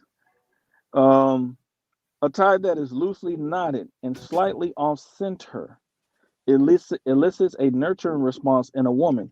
She instinctively reaches Wants out to to make the fix it. necessary adjustments, brushing your shoulder or lapel just in case a bit of fluff needs removing. If she's drawn to you, she wants to make you look like the perfect man she hopes you are. Ain't that some shit? I told you, boy, this shit is. Like, why do we as humans do what we do, right? Mhm. Because there's the things that are said, right, and then there's the things that we do. But what Mhm. do they say? Actions speak louder than what? Words This is why body language is important, right? all day long. Hold on one second. Let's see. Shonda said, "Is the info being presented from the stance of body language to engage with the opposite sex for relationships, or body language strictly for sexual This attraction?" is this is dealing with courting and mating. Yeah, I was gonna say 'cause that's actually both, right? Yep. That would actually be both because either, and I'm gonna have to step away for a second. I'm just gonna check on my little one. So if you want to just hold it down, give me like 3 minutes, dude. I'm gonna step away and be right back. I'm just gonna check Yeah. on her, see if she's all good. Um, but one leads to the other, and vice versa. Sometimes it's the body language that is shown in more, and sometimes in subtle ways, right? Which ends up leading to sexual attraction, or there's body language that's shown that literally indicates sexual attraction, right? Which could, with, I wouldn't suggest it where you lead with the sexual attraction, then you go backwards into the relationship part, Well, no, well, you got to think about it because even or the evolutionary psychologist, Dr. Buss and Cindy Messon talked about in their book, "Why Women Have Sex." There's a myriad reasons of why women have sex, and so there are women who will use sex to try to get a relationship. They will try. that's why I try They to will try. catch what I was saying because that's actually that's true. They will use it They will use it to, particularly, yeah. to try to do that. Now, me personally, I mean, I wouldn't suggest doing it that way because Yeah, I guess it maybe would. what I'm kind of pining for here is just sort of like the scenario that gives you the best outcome in terms of long term, but the other way, shit, I would even dare say that that's actually the preferred method nowadays, right? Yeah, hookup culture. Yeah, Yeah, I was gonna say if we're really to keep it 100, hookup culture is very indicative of the fact that it's actually sexual attraction that is the leading in the leading measure first and foremost, and then what we want to try to do is make a relationship happen out of that shit. well, it's a well for women, it's a lazy way of for them to get a man. It's a lazy way because, um, I mean, if you're a fairly attractive woman or a really attractive woman, I mean, it's not hard to get sex from men. So, but the fact that you have so many women who will use that as a particular technique really shows how lazy women are, even though women are constantly saying that all men want is sex. No, the men that you deal with only want sex from you because Because it's very easy to that's the way solicit. you present yourself. You Yeah, I was gonna present say it's yourself as that very type of easy to female. solicit it Right, from them. right. Very easy. Yeah. Because I've dealt with females who try to come in that from that vein, and I turned them down like, nah, I'm good. No. Yeah. No. I'm good. Because we, So we already we already see where this is going. right. So, and so what I'm saying is that, many will try to use that as, literally try to use their body to get with a man in terms of a quote unquote relationship. And then when that doesn't work, then they'll try to turn around and say, well, I feel used. Well, yeah, you were used because that's the way you presented yourself. You used your body to think that you were going to get an outcome that you didn't get. Now you feel like the man did you wrong. No, you didn't, because if you'd have got the outcome that you were looking for, you wouldn't have felt used. So you just didn't get the outcome that you were looking for because you went about it the wrong way. Right. The feeling of being used is largely just based on the outcome, right? Yeah. Right. You had it worked out, you wouldn't feel used. Right. And then on top of Yeah. that too, it depends on what kind of man you're dealing with. If you're going to a rap concert with your favorite rapper and going backstage, you know you're not going to get a relationship from that guy from just sex. You're cool with that. But if you're dealing with the regular guy that's in your environment, you expect him to do something differently than you expected from this particular guy here. So you're not a woman that's consistent with where you are in terms of what you claim you're looking for from men. Because if you go to the rap concert, you're bending it over in the back seat of the That's what I Jeep. was gonna say. That's where Over the here with body the other language guy, becomes you're key different. because it's like, well, wait a minute. You're communicating one thing to one person, something to somebody, some Yeah, I've seen it. I mean, come on now.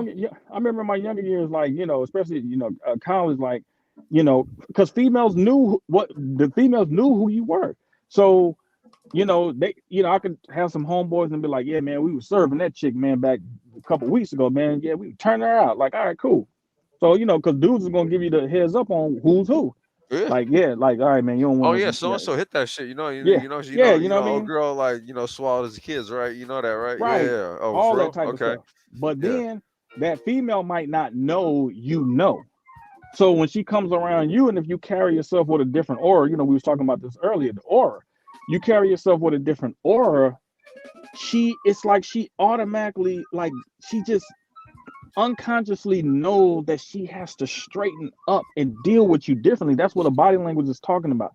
Like, she knows she has to come at you in a different way. And I saw it. Like, I saw females like who knew that they had to step to me differently, not knowing that I knew what their history was. Yeah. And it was like, okay, you might be interested, but I ain't.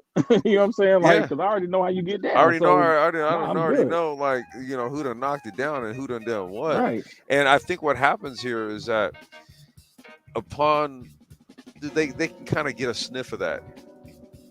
They can get a sniff, like if you don't respond how like the typical dude does, it's like, okay, wait, why isn't he doing this? And then all of a sudden, right, those insecurities pop up. Wait, does he know Right. somebody that I know? And Mm-hmm. did he talk to somebody? And then that's when those conversations happen.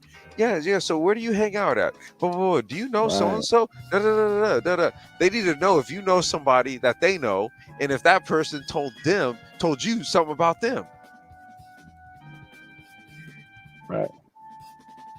Hey, Right. let me do this. Let me go check on my little one. Go do it. Go do it. We Yeah, I can was hold gonna it say, down. you wanna okay, wait. We had about an hour and 45 on this, bro.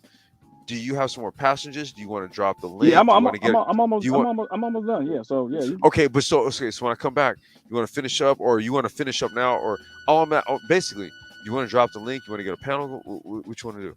yeah, you can drop the link now. Go ahead and drop it. All right, I'm gonna do this. All right, I'm gonna do this. I'm gonna check on my little one, see if she's ready to get her plate made because the food is ready. So, I just got to go and check in on her, man. You know how that goes.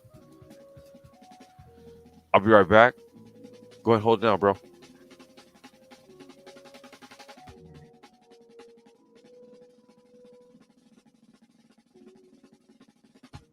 Hope everybody's enjoying the show. Happy Sunday to y'all.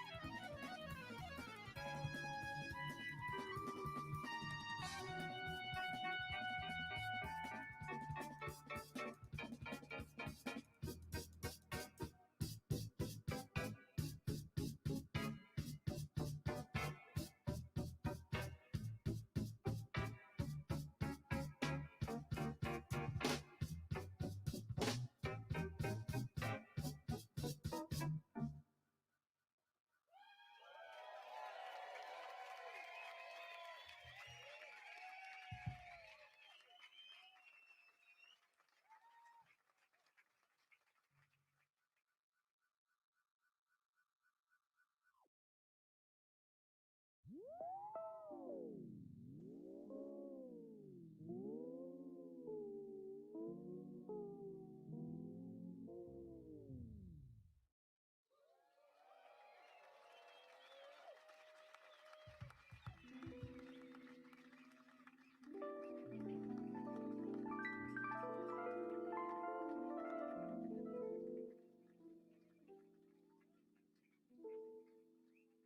right.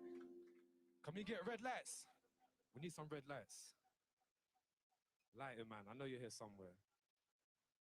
You said to me before, here we go, here we go, here we go. Keep my mouth shut. This next track, we're gonna be releasing soon. It's a little dedication to the ladies, yeah?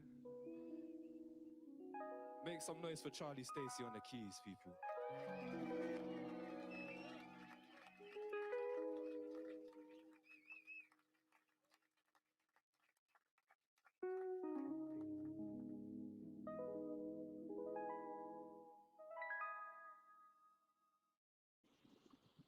Salute Excalibur. Salute to the rest of the chat. Anybody else listening?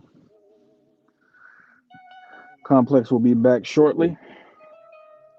Thank y'all for tuning in and listening to the stream. We appreciate your time. Trying to give y'all some information that hopefully helps y'all in your evolution, you know, as we engage the opposite sex and wonder why things don't work out and why there's so much confusion, because there's deep lacking of understanding as it relates to this body language issue. So hopefully this will be helpful to both sides, to the men and the women. We thought this would be a very interesting topic, since the relationship arena gets so much attention, as well as it should, obviously. Since if men and women can't get it right, society in a lot of ways won't be right. So hoping that this information is helpful to all of you. All right, I'm back, yo. Yo, Black. What's up? What's up? What's going on with you, man? Welcome. Chilling. Thank you. Yo, Rob, I didn't mean to cut. Yeah, I didn't mean to cut Rob.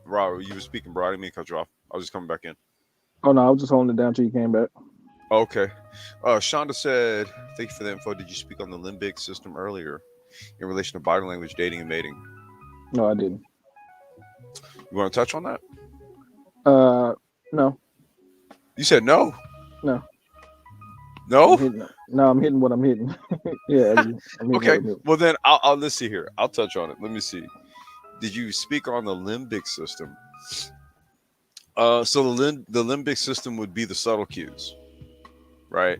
The fidgeting, right? The hair fidgeting, the fingers, right? The basically the subconscious stuff, the stuff that you are not aware of that you're doing. Okay, that would be the limbic system as it relates to body language, right? Those are the subconscious responses that the physical body gives off, right? When you're communicating something without verbally communicating it, and I don't want to say you don't know that. That's the whole thing. It's body language. It's a different communication style. You could be giving off cues to somebody while not knowing that you're doing it. In your head, let's just say, for example, if there's a modicum of attraction that you have to someone, okay, it can be unspoken. Let's just say, for example, it's in the workplace, right? So you're very cognizant of your environment. This is your profession. This is where you work. This is where you make your living, et cetera, et cetera, et cetera. However, there's a guy who, I guess in modern context, they would call, say, the guy that would become, say, like a quote unquote work husband, that guy, for example, right? Even though you're in a professional setting, there's things that you're going to do to show an attraction to this person. It's not the let's just say the dating scene, right? It's not that setting, but guess what you're giving off? And those are your limbic responses, right?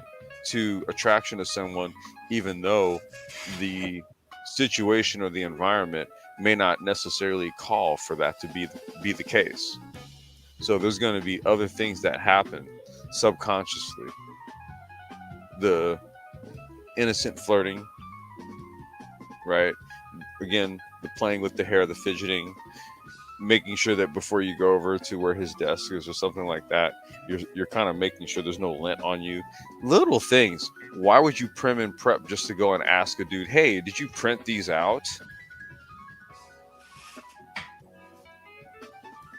Or let's take it a step further. Why go over there and ask him if he printed it out when you could just kind of ring him on the phone real quick if you know he's at his desk? So these are those. That's the limbic aspect of it. The things that are done subconsciously, things that you do unawares, that you unawares to yourself, that you may even know that you're doing.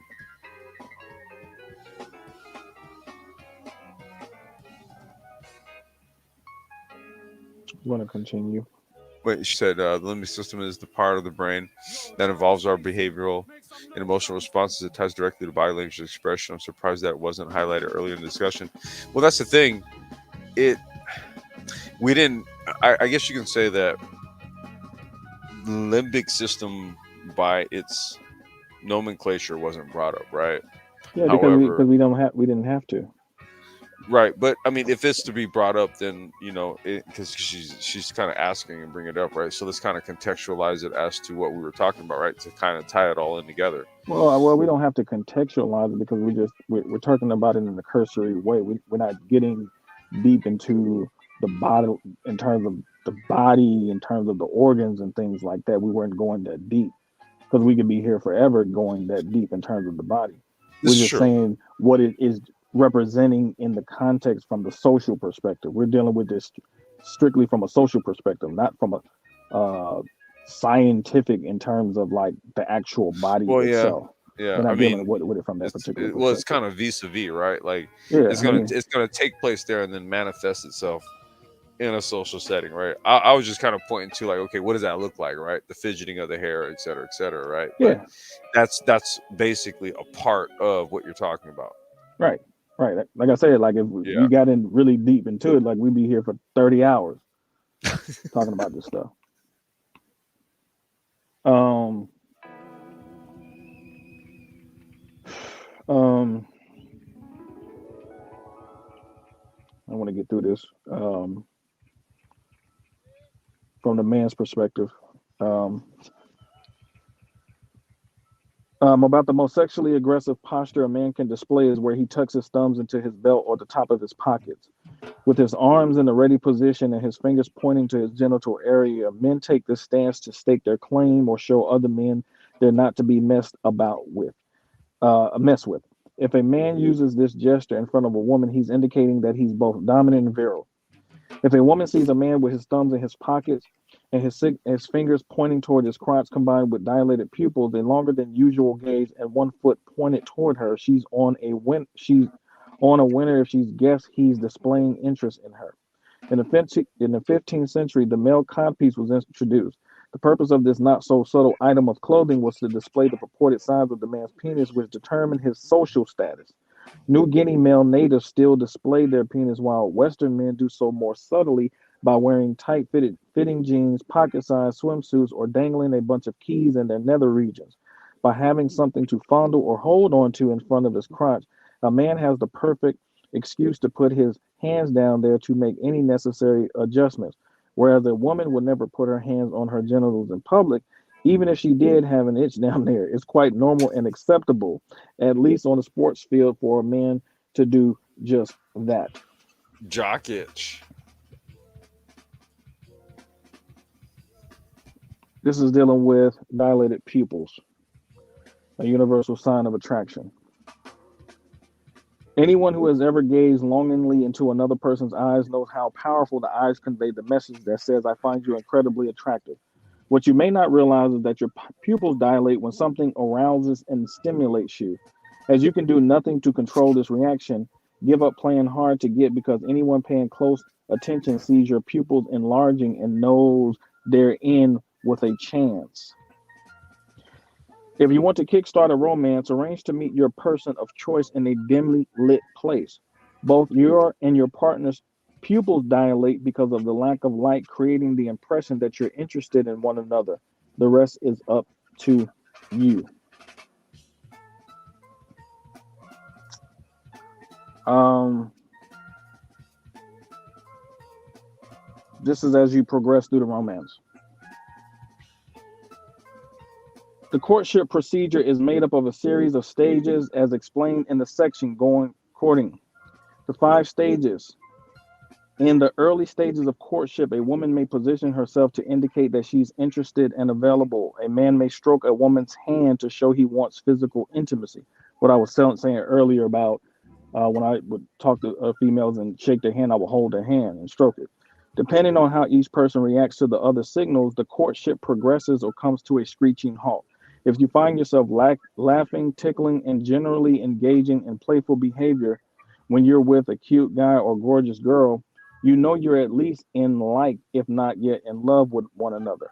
Goofing around and acting like puppies in a basket is harmless, unthreatening behavior that allows you to show one another your nurturing and loving sides.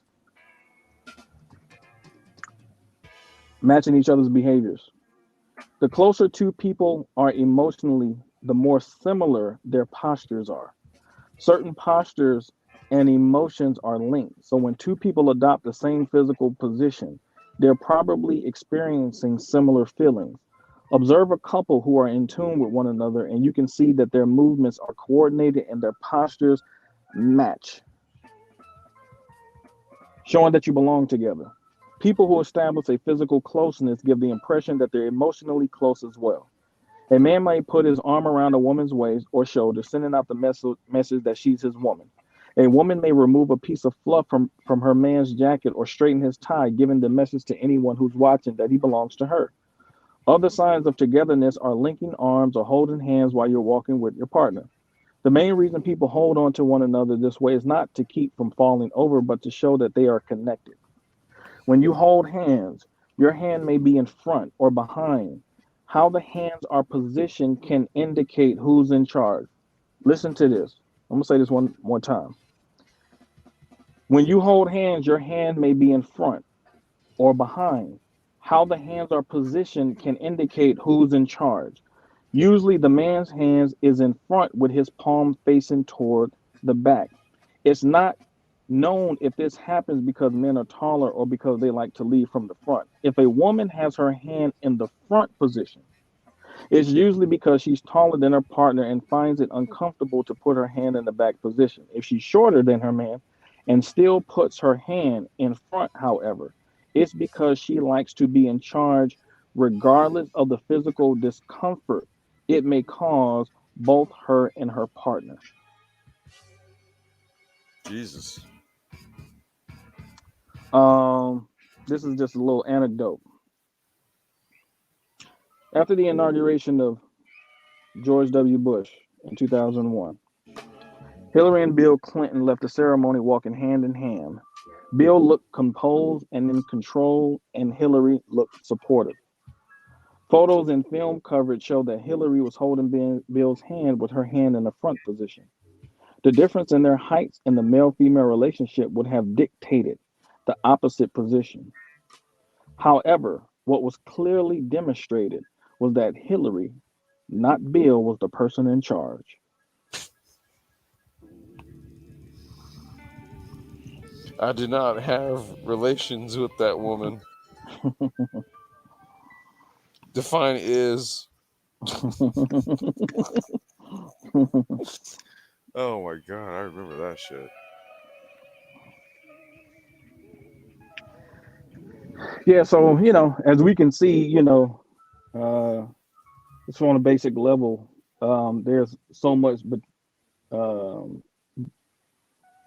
going on in the interactions of men and women that is not really understood because of the the language barrier in terms of body language. And so understanding these cues and understanding what men find attractive in women and what women find attractive, and communicating effectively, um, really goes a long way, because you know the verbal communication should match up with the body language as well.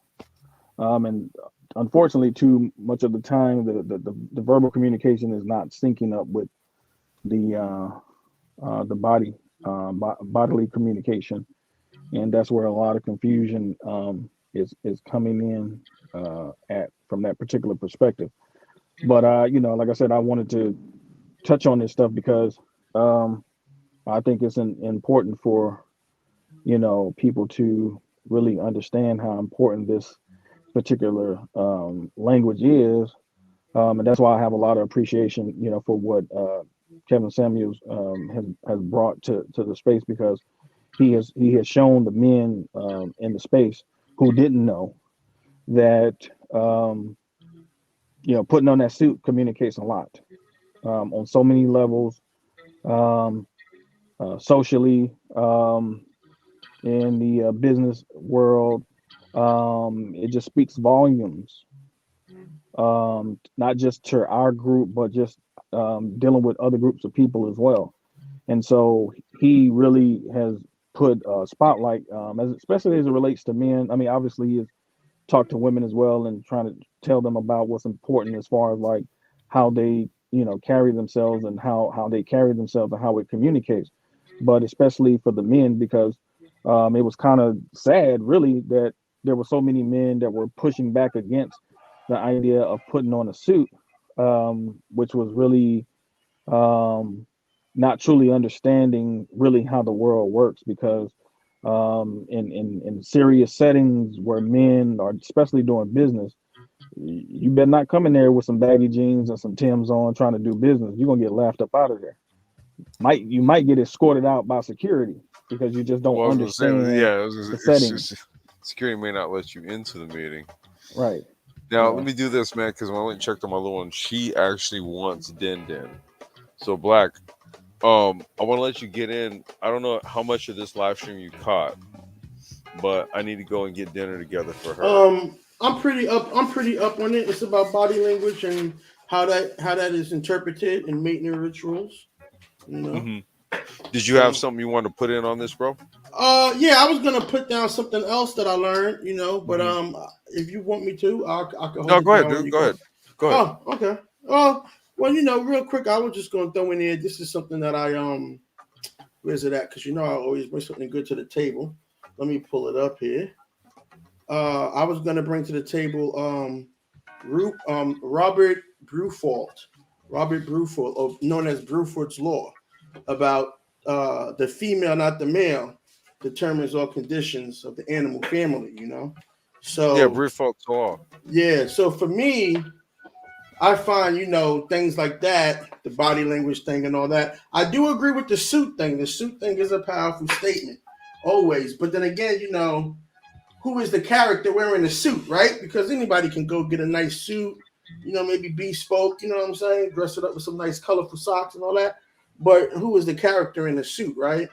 So that's why, to me, some of these things are kind of like magical, right? The body language thing is magical, basically subjective, and for lack of a better term.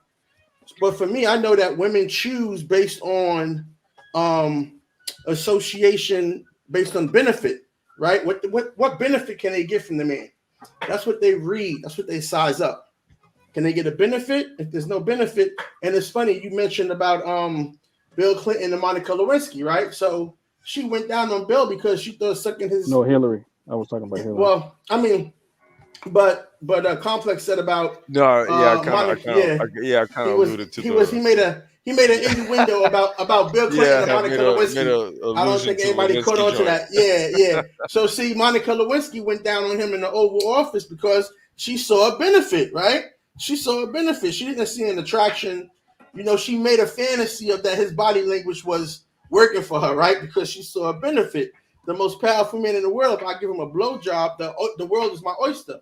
And actually, there was some favors that he tried to do for her before, you know, it blew back on him, blew up in his face and all of that. You know what I'm saying? So that's what I mean. Like, to me, all this body language and all this quasi stuff is kind of like magical to me. I know sometimes, yeah, you can put your shoulders back. You know, sometimes I walk cocked out, you know, with my arms extended and my chest pumped out, and I walk by the ladies, you know, because, you know, I know that subconsciously that gets them. But at the end of the day, they're looking for calculated benefits. You know what I'm saying? What car you drive? What's your credit score? What's your salary? But there's nothing. See, everybody, men are going to have to get used to the idea that women are going to look to men for resources. This is nothing new in terms of evolutionary history. The question for men is that, is the woman that is looking to you for resources, is she worth it? That's the real question.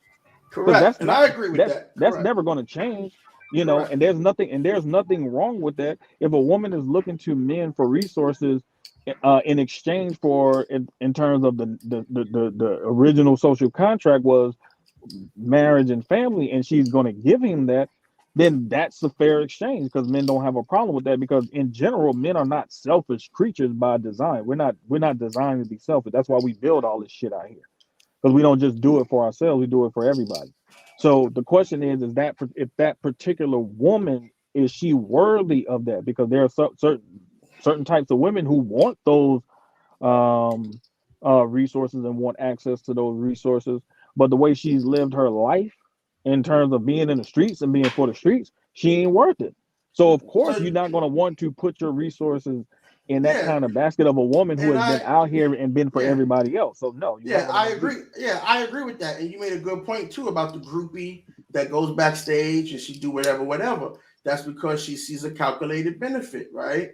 So that's what I'm saying. Again, I understand the body language thing, but to me, I just know women better, right? You got to understand the nature of the individual. But wait a minute. Don't who know goes, women better? What do you mean? What do you mean by know women better? I mean, for me, my insight into women is I feel I look at them better than most people do. You know what I'm saying? Like, I understand. So you're saying you look at women better than actual scientists who have been studying human history. No. I'm not saying that. I just gave you an anthropologist who gave you. No, I'm not saying that. Didn't I just quote an anthropologist? I mean, this is not my imagination. I'm saying that my own research, right, from people like Bruford and others, which I could go into again for hours, but that has gave me a better insight into women for me. Okay, so when I look at a woman, I get what you're saying. You're saying that based on that is for you, but I would say this though: who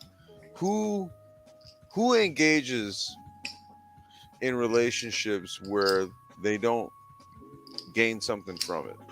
Right, exactly. Right, because I would dare say that much like how women pursue relationships with men to gain something from it, I would say that a man does not go into a relationship with a woman with the intention of losing shit. Ideally, that's not what a man's looking to do. He's looking to gain something also, hopefully. Right?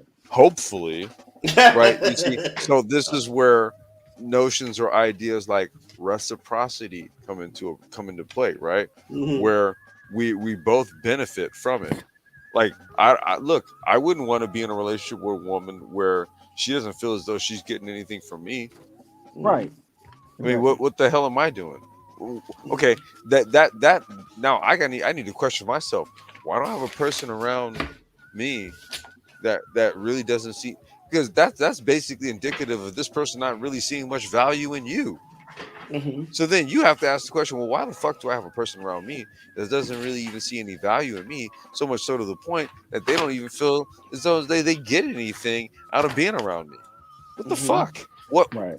Why? I have to question myself. Why do I want that person around me? Well, women do get a lot out of being out of a man. I mean, you know, they get the quintessential, most powerful thing in the universe. They get motherhood.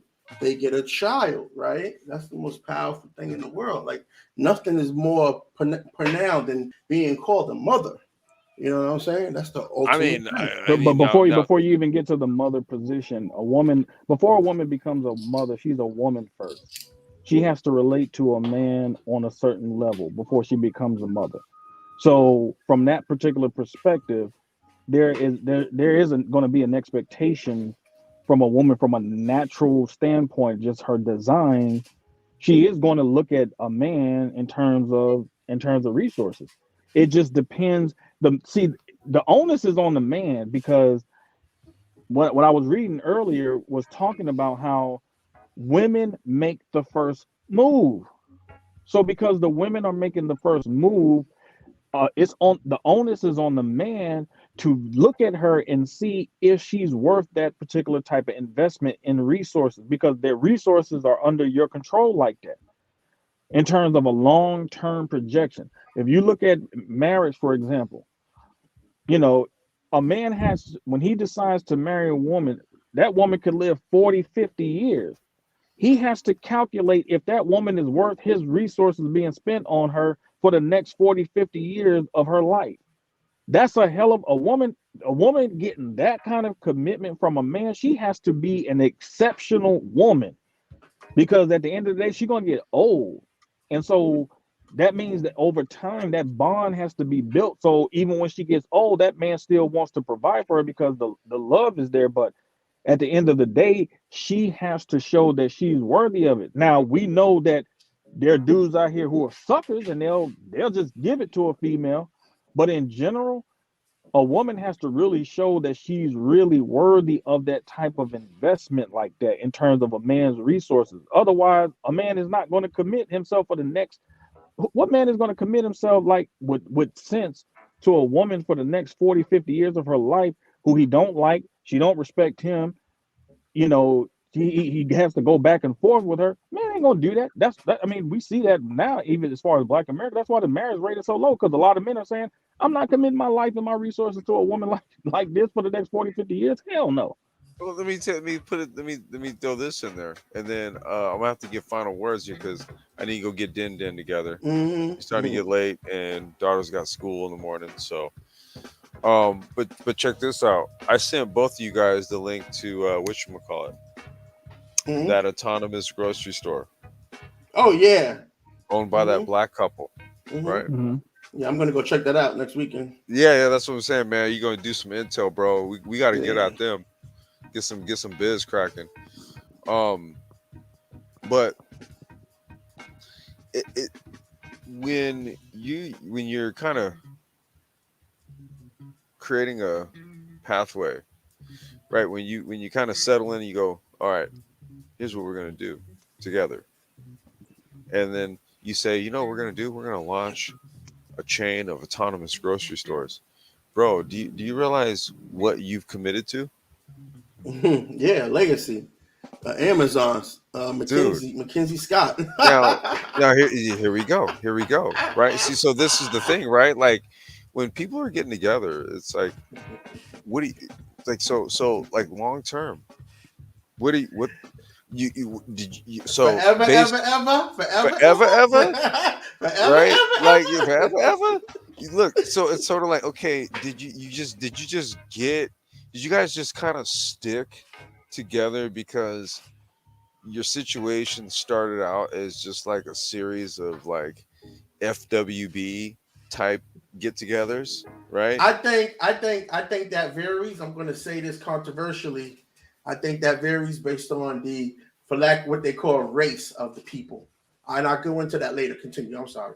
No, I'm just saying, like, because it seems like what happens here is that out of out of like sexual flings where you say, okay, well, that the sex is great, even though the person's totally not compatible, right? But because of a whole multitude of other inputs and variables, and it makes the sex risque, right? So it's more exciting, even though from a long-term prospect, that Mm-hmm. person that you're doing this with is so not the person. Mm-hmm. and Mm-hmm. and and so here's what happens, right? So the body language, that's communicated says, "Hey, I find you attractive," just physically, right? And so much of what we hear, especially like in the manosphere shit, it's always just like, well, it's physical physical attributes, then this other superficial shit. Okay, now you know what negates all of that stuff? That autonomous restaurant, because as if that was just, it was like, oh, you have an autonomous grocery store type of thing, and then there was an attraction built upon that. No, like that couple that started that, okay, they got together before and then decided this will be our legacy. So they got together and they committed to do something long term, right? They ain't going Yes. nowhere. Yeah. Look at No, that, not. man. I hope They not. got autonomous grocery I hope store. They not. got bots. Like, yo, Bring back the power couples. Bring back the power couples, which were lacking. they're doing it the right. They're doing it the right way. They're doing it the right way, and Yeah, but see, here go the this is thing proof though. of it. Yeah, but see, here go the thing though. I'm gonna quote Gucci Man. Money make you handsome, even if you're ugly. So at some point, as we saw with Jeff Bezos and Mackenzie Scott, at some point, one of the people's gonna be more, change their out. Like, I don't know if people seen this video. There's a video of Jeff Bezos where he's like standing on the corner, one of his bodyguards, waiting for the light to change across the street. And this guy just walks up to him and starts talking to him, right? And you could just see this guy, that you could just see him exuding a certain type of cockiness to this guy, right? Like a certain type of fearless. Like, I don't care if he busts out a Uzi. What's up, man? What you got to say? Well, the reality is that how much of a threat is Jeff Bezos to this guy? No, I'm just saying that. I'm saying that the way you would think about him, right? If you looked at him earlier, right? And now I'm saying money has a huge influence in how you change your character based on how you receive in the world, right? And he's the most richest man on the planet. Like, he left his wife for a little bimbo, news reporter from Brazil, right? And got outed by her brother, his brother-in-law, trying to shake him down before going public about the divorce, right? So that's how that went down. You know what I'm saying? So he left his anchor because she was his anchor. She was employee number one. She was the controller, CTFO, packaging, all that stuff, right? So he left his anchor for a bimbo, right? That's what I'm saying. Money make you handsome. No, I mean, listen. I'm gonna tell you like this. Dude. If it's in you to do that, that means it was always in you to do it. You just got to a point of not giving a fuckness to actually do it. Now, I'll tell you like this, dude. Me personally, my life doesn't. I just don't see some sort of ultimate goal or one of my bucket list items to do something with a chick that I haven't already done. Okay. Like listen. I'm not judging Jeff Bezos. I mean, who the fuck am I to judge him, dude? He's got way more money than I do, million times over. Okay. I ain't nobody to judge him, but let me tell you something.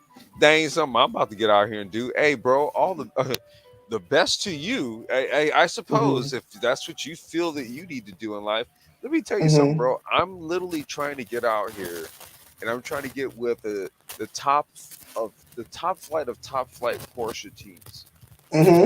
This is really what the fuck. Like I said, if your end game is a bitch, great. My end game is running the Nordschleifer. Yeah, I hear you. The 24 hours and winning that bitch, or 24 hours of Daytona, or something like that. See, that's my bucket list. I'm saying I did the marriage, got the child, right? Did all that. Not to say that children, no more children. Not to say that I wouldn't form a union with a woman. I would do it, but is it a priority? No. Honestly, business, money, and racing is a priority, and my daughter. That's the priority. If a chick falls in line and fits within that schism, great. 2 thumbs up. Hey, Jeff Bezos, if your ultimate goal was to bang a Brazilian newscaster. Whatever the hell she was, dude. I suppose if you needed to get all the money in the goddamn world just to pull that off, dude, salute to you, bro. I would But the not thing, get but the the money thing, to do that shit. Are you kidding me?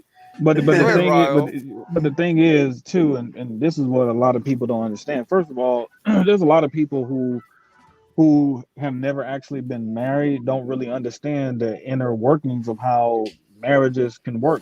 Different Yes. people have different parameters in marriages, and so you could I mean this dude was married for over two decades, so you're talking about somebody who, like, I know we have this mentality like, yeah, man, back in the day, people was married for 50, 60 years and this and that and the point. Yeah, that was great. You know what I'm saying? But look at there was a lot of men who died early as hell, working hard as hell in marriages with women who got on their nerves, nagged them, all type of stuff. You know what I'm saying? So now you don't have to do that. You know what I'm saying? Like at the end of the day, but it's not like during the course of that marriage, he didn't give her a great life. She can't say she didn't have a great life, because if she didn't have a great life, she could have got out that marriage early. You know what I'm saying? Like you can't stay with a dude for 20 years and expect me to sit here and say, well, he was a bad guy because he might have did this thing over here. Like, because that's basically saying that this one thing over here is outshadowing all this great shit he did for you. Like, I'm not buying that. Like, not one bit. Like, no, I'm not gonna buy that. So whatever that is that y'all had that just didn't work out, that's between y'all two. Her brother, he outed him and all that type of stuff, which was some hoe ass shit, was some bitch nigga type shit anyway. So at the end of the day, like, that was between them.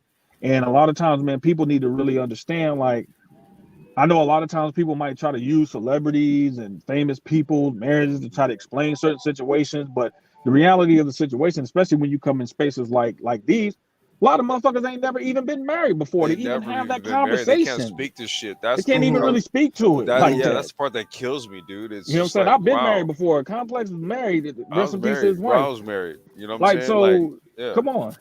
But Like, what it's I'm saying a is, whole different but ball what game.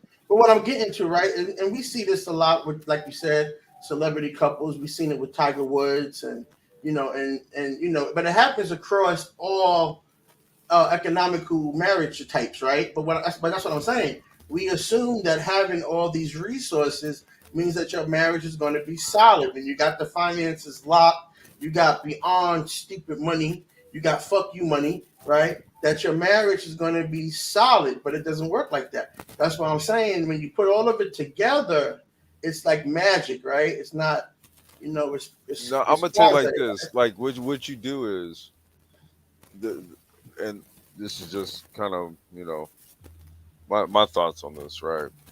Um, I don't know, and I don't know the inner workings of the relationship, right? I don't know how long they knew each other before they got together. I don't know all that, right? I can only speak to how I know I form natural bonds, right? This is where we have to kind of know thyself, right? At this point, Right.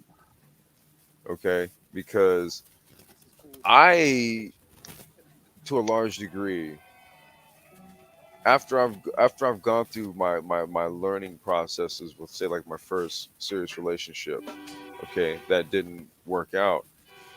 From that, I learned everything that I needed to know for what was going to work, because that one obviously failed, right? Mm-hmm. Mm-hmm. Okay, so after that, it shouldn't be a mystery going forward. It should only take like one time. Okay, and I'm saying like a serious stab at a point, they say, like, in your 20s and stuff. Just don't do anything stupid. For those of you listening, right, in the clouds or whatever on the playback, if you're in your males, females, early mid 20s, don't go fucking around with a whole bunch of people, and don't do anything stupid. Okay, take your engagements with other people seriously. If there's somebody that you identify, there's somebody that there's some sort of connection with, see where that goes, because even if it fails, the thing about it is that you're going to learn more from that one interaction than you are from a myriad of a bunch of quote unquote dating options and all this shit, where you're basically just kind of touching on surface shit. You don't really actually learn anything. But what you also do is you gain baggage by giving sex away to people that you did not learn about intrinsically. So what I learned is that, listen, for me to know when to get serious with a woman, look, I'm gonna put her. We're gonna spend some time getting to know each other. We're not. I'm sorry. You gotta, as a man, you got, first of all, you gotta take yourself seriously. I'm First sorry, of all, yeah, first and foremost. So, as a man that takes myself seriously as I do, a woman who doesn't take life seriously is such a freaking turnoff to me. Like Yes. it's like I can't even conceptualize even really having a conversation there, because she's on like some leaf in the wind type shit. Like whichever way the wind blows, that's the direction she's going. on secondhand time. You right? on She our like hand. right. She's like a space cadet, man. She's just in the clouds like that. You know what I'm saying? So but even when you're talking about Bezos, I mean, you're talking about a woman who walked away with $36 billion. So I mean, at the end of the day, I ain't trying to hear shit she got to say. Like, I don't give a damn what he did. She wasn't that hurt. Yeah, I don't care what he did. I don't care. Look, whatever he did, she walked away with $36 billion. Her brother was the one that fronted on him. She didn't. I ain't heard no negative comment come out of her mouth about him at all. I ain't heard not one word. I didn't know about her brother. So that's what happened. I gotta. Yeah, I just heard that the divorce happened. He was like, "Fuck it," he split the money, cool, whatever. I ain't count. Well, what it was he was trying to keep her. He was trying to stay married, because he didn't want to give up no $36 billion, and he was trying to work something else out. But of course, infidelity is automatic granting of a divorce. Hold on. But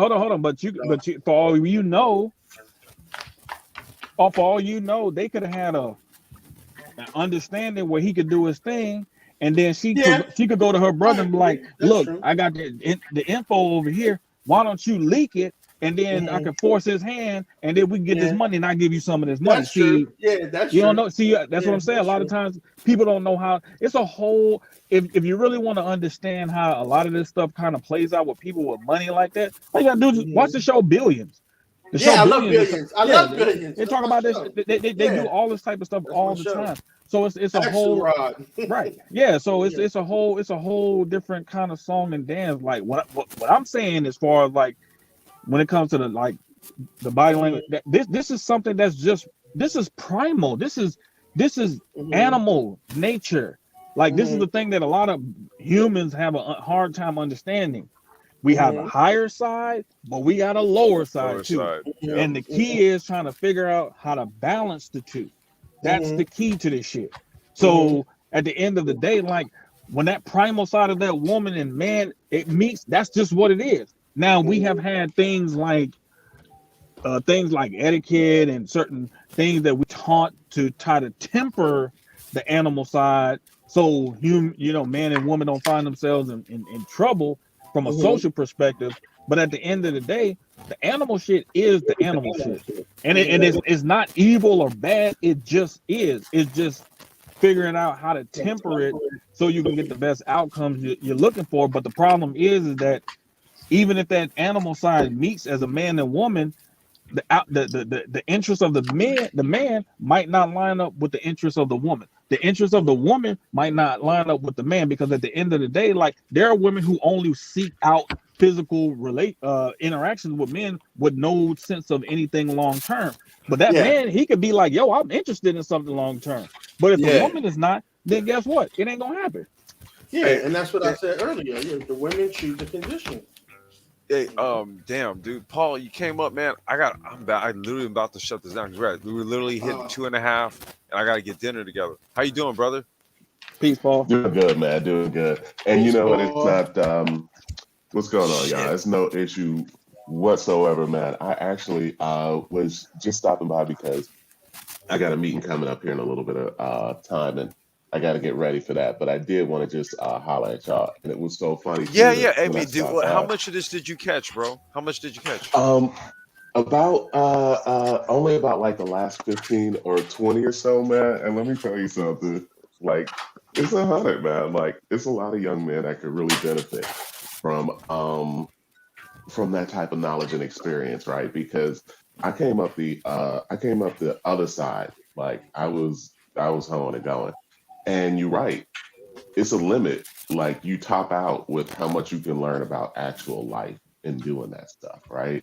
Um, and I told my son a couple of weeks ago or something that, just pick one, man.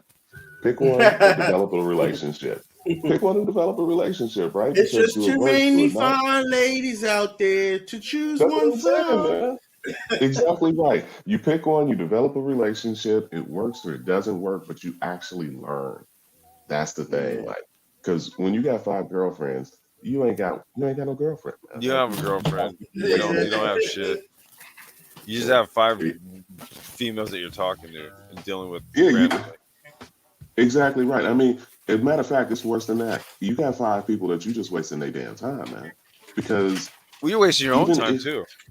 exactly, because even if you can get like the childish needs met, like the physical stuff and all this other stuff like that, yeah, true. And if you need 5 different, booties to sniff, I mean, God bless you, right? Like it's all good. Jesus Christ! Like Everybody like been that. That's a That's lot. just that takes up so much time and attention. I swear to God, dude. Like, God bless the dudes, the game gurus, and the niggas out here that can just juggle that shit, bro. As a CTO and a dude that's got a contract gig and got a daughter and all this other stuff. Listen, God bless you. I don't know how the fuck you do it. Um, I don't even have any desire to do it. If I did, I would not take on the type of shit that I do myself, right? So, yeah, That's that rotating I seven. look at it. I look at it as an appropriation of attention and energy. It's you have it. There's 24 hours in a day, and it's gonna go in whatever direction you choose to send it. 15 for Right? the ladies. Right? Here's some for it's either gonna go to the bitches or it's gonna go to the business. I don't know. Hmm. For me, Yeah. it goes to the business. Do go to the business. The bitches come, and I don't mean to call women bitches because the women that I Yeah. like to entertain, they're not bitches. You guys don't Hmm. understand what I'm saying though. Like Yeah. it's that way, but then you got the dudes that are just like, whoa, you know, women, and it's just I'm like, all right, uh, there's not much in that Hmm. outside of like a quick nut, right? And then when that PNC, that post nut clarity sets in right after it's done, you're like, what am I doing here? Hmm. Right? Then you want to get up out of there. Then the I got drama bills is to pay. yeah, and then the drama ensues. Well, you just want to use me for this. Well, nah, that ain't. We've seen this over and over and over and over, and it's like, dude, cats just sign themselves up for this bullshit. They I do. saw a brother. I went to the movies the other day with my dad. I saw a brother. He was entertaining 2 ladies. They was at the movies, And he's a young brother. And I was just thinking, God, he must got a lot of time in his hands because I don't know how he's chilling on Jesus. a Saturday in the movies with these 2 broads. Uh, They're gonna be with them all day. I already know you're gonna get nothing done. or he's gonna get something done later I with mean, both get of something them. done later. I'm just saying, nothing about making no money though. Even then, like you're just asking for trouble. But hey, Rotating dude, seven. we're at 2:35. I Yep. got to go get dinner together because my little one's just over here like, Do yo. your thing, bro. Do your thing. Okay, last thoughts. And Paul, man, I wish you would have came up earlier. Sorry. Man, it is all good. Like, here's the Okay. thing, brother, is that I ain't gonna lie. I throw this in my last thoughts too. I spent my 20s, and I'm not gonna lie, a little bit of my 30s, like going and going, and then no harm, no foul, right? But um, I did at one point just get bored with it and turn to actual real life, and then when I did that, like career life start blowing up and all that. So Everything took off. um, yeah, so like, on the other side of the world, like doing lots of different things. And it's just always a pleasure, even if it's just a scrape or a touch, man. Like to talk with like-minded brothers, man, because like that's one of the things that pushed me into finding cats that was looking at like, fourth industrial problems and solutions was that Yeah. initially I was just sitting at work, like coding and writing out emails and listening to like, I don't know, Midtown stuff and stuff like that. And I was like, these cats, man, they stuck on high school, man. Like they got to do something different and better. So it's good to have found that entry point because then it gets you something that's really useful. But I think that's a lot of people. You know what I'm saying? Hmm. No, and that's why we try to do this, man, to try to maybe kind of leapfrog people, right? We can give conversations like if we can get conversations like this out there, gives people a different perspective on things, right? Different way to look at things and shit. And if you can do that, you can kind of trigger different parts of the brain, right? So you're not really kind of ruminating through the same thought processes with the same conversations that are happened by the same folks. But if there's a venue where we can kind of touch on different aspects of psychology and the human experience in such a way where it kind of provokes thought and makes people scratch their head and go, huh, I never really thought about it like that. I mean, that's really the ultimate goal here, you know. So anytime you can come through, even if it's for a few minutes, grace us with your presence, bro. I appreciate it, man. Always a pleasure, y'all. Yeah, for sure. Been Yo, watching your Black. videos too, Paul. Oh no, I was just gonna say, I mean, right now I think with all that's going on in the world, I mean, a little bit about my story. I always was a bespoke suit, Wall Street type of aspiration cat, Lamborghini Countach, trophy wife, all that, mansions in the Scarsdale, New York, type of dude. But something changed in me, and I realized I just wanted to be true to myself. So I would just say to all the men out there, just be true to yourself. Do what you're passionate about and you never starve, you know? That's what's up, man. Ryle. What a great show, man. Thanks for putting it together once again. Always a pleasure to do these shows with you. Um,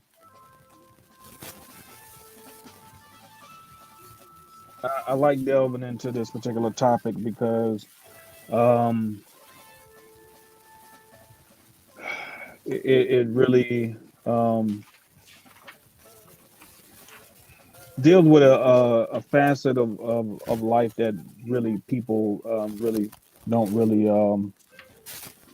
even talk about, let alone understand. And um, much of what, especially from the women's perspective, much of what they do subconsciously um, is or unconsciously is done from the perspective of attracting a mate. And the ways that they go about doing it, in such subtle ways, um, it leads to a lot of miscommunication, um, a lot of intrigue, um, and when you make it to the adult world, adult stage of your life, um, you don't really have time to really be playing, games. You have to have serious conversations. And as me and you talked about complex behind the scenes, um, there's a lot of women who are just not really truly ready to have adult conversations with men. Verbal conversations. Um, and it's one thing when you're, teen and in high school and you trying to figure yourself out. When you're in your 40s and you're still trying to figure who you are out as a woman, that's a very dangerous place to be. I would say 30s too. I mean, Um, hell, do you realize like what we would be looked up, how we're looked at if in our 40s we're sitting right, up here just right. from a mentality standpoint, just getting up out of some teenage shit, trying to figure life out? Are you for Well, real? that's the reason why there's so much confusion in the space because there are males out there that are in that type of frame of mind, and they keeping up a lot of confusion, which is why men like us are trying to bring a certain level of cerebral thinking in these spaces. So because at the end of the day, like it's very helpful for a man to understand what these cues are and things like that. So they can read between the lines of what a woman is saying as opposed to what she's doing. So if you know how to recognize certain signs, then you could be like, oh man, that chick ain't interested in me. This she's just saying she might could just be telling you as a man she's interested in you just so she can get you to keep taking her out, and she ain't gotta pay. But her body language is not showing you that she's interested in you, and that's going to be more true than anything. So, um, and the truth of the matter is, as well, like men have to look at things from this perspective too. Like, do you really want to sit there and waste your time on a woman who is 25 and up? As you're going through your journey in terms of trying to be productive, do you really want to try to sit there and try to figure her out, like, because she doesn't know who she is? You'll be sitting there wasting your time forever trying Man, to figure her that's what I out. mean. It's like, Like, yo, that's you ain't not got that's you ain't got time for that crap. you Like, weren't you put really on this literally planet for that shit. Let's nah. do Like that, man. That's yeah, not she what got to you're here figure for. herself out. Yeah, she got Yeah. to figure You know herself out. what? You know what? I just thought of a great idea for a dating app.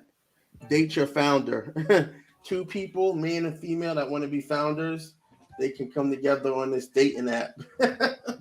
Like, I mean, for real, man. I mean, this is a lot of men waste a lot of time trying to figure out a woman's life when you didn't raise her. If anybody that needs to damn figure out, let her mama figure out. She raised her or didn't properly. Yeah, I was gonna That's her. say, That's for her or to figure out. didn't. Right. You know what I'm saying? And Like, that's and for I her to figure out.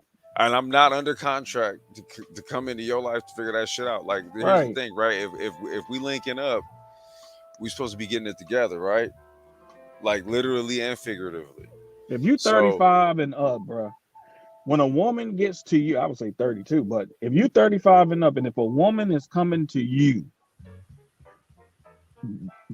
that means she should be in a state of mind where she is ready for something long term, not with the mindset of, I don't really know where I'm going right now. I'm just trying to see you where out of things here. are. You out of here. Get out of here. Like KRS-One, boom, you're out of here. Out of here. Like, get up You out ever of here. think about when you out of here? Like, come on, man, for real. Like, because you, as a man, like, because that just basically is a woman saying, man, she got a lot of shit on her plate that you are not Bro. going to solve in this lifetime. Like, you just ain't got time for it. Like, Nah, you just man. don't. Her Nah. family is supposed to get her. I don't give a damn if it's a broken family. Her mama should get her ready to be with a man long term. If her mom didn't get her ready to be with a man long term, she better go get some counseling. She better go figure out some things.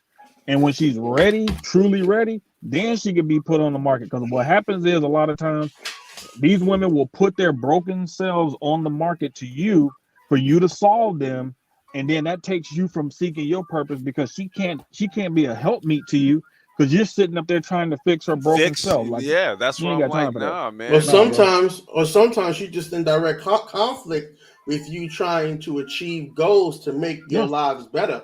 Why that you too. don't take me to the movies? Why you don't take me to the movies? Let's go to the club on a Tuesday night. Let's, Well, no, Yep. that like. I'm gonna tell you right now. That's incumbent upon the man to understand that, like, you don't willfully bring a person into your life, right? Mhm, That takes away from. From your That's the purpose. From really, your purpose. yeah. No. That's the mhm. takeaway. It's like, listen, Mm-mm. by virtue of what I'm doing, I'm gonna be adding to you, so you need to pour back into me, and it's gonna be a win-win for both. But hey, we at Mhm. 2:45, y'all. All right, I peace, gotta y'all. go get dinner together, Go man. feed the daughter. Good Yeah, night. I gotta go feed my baby, Peace. man. Peace, Live long y'all. and prosper. Peace. Okay. All right, y'all. Hey, man, I appreciate everyone for coming through um, for this Saturday, or I'm sorry, Sunday. What the? I'm tripping. Sunday uh, afternoon slash evening episode of the Black Brain Trust. Please like and share this with your fellow brainiacs and Sapio folks, and we will catch you guys on the next one. Peace.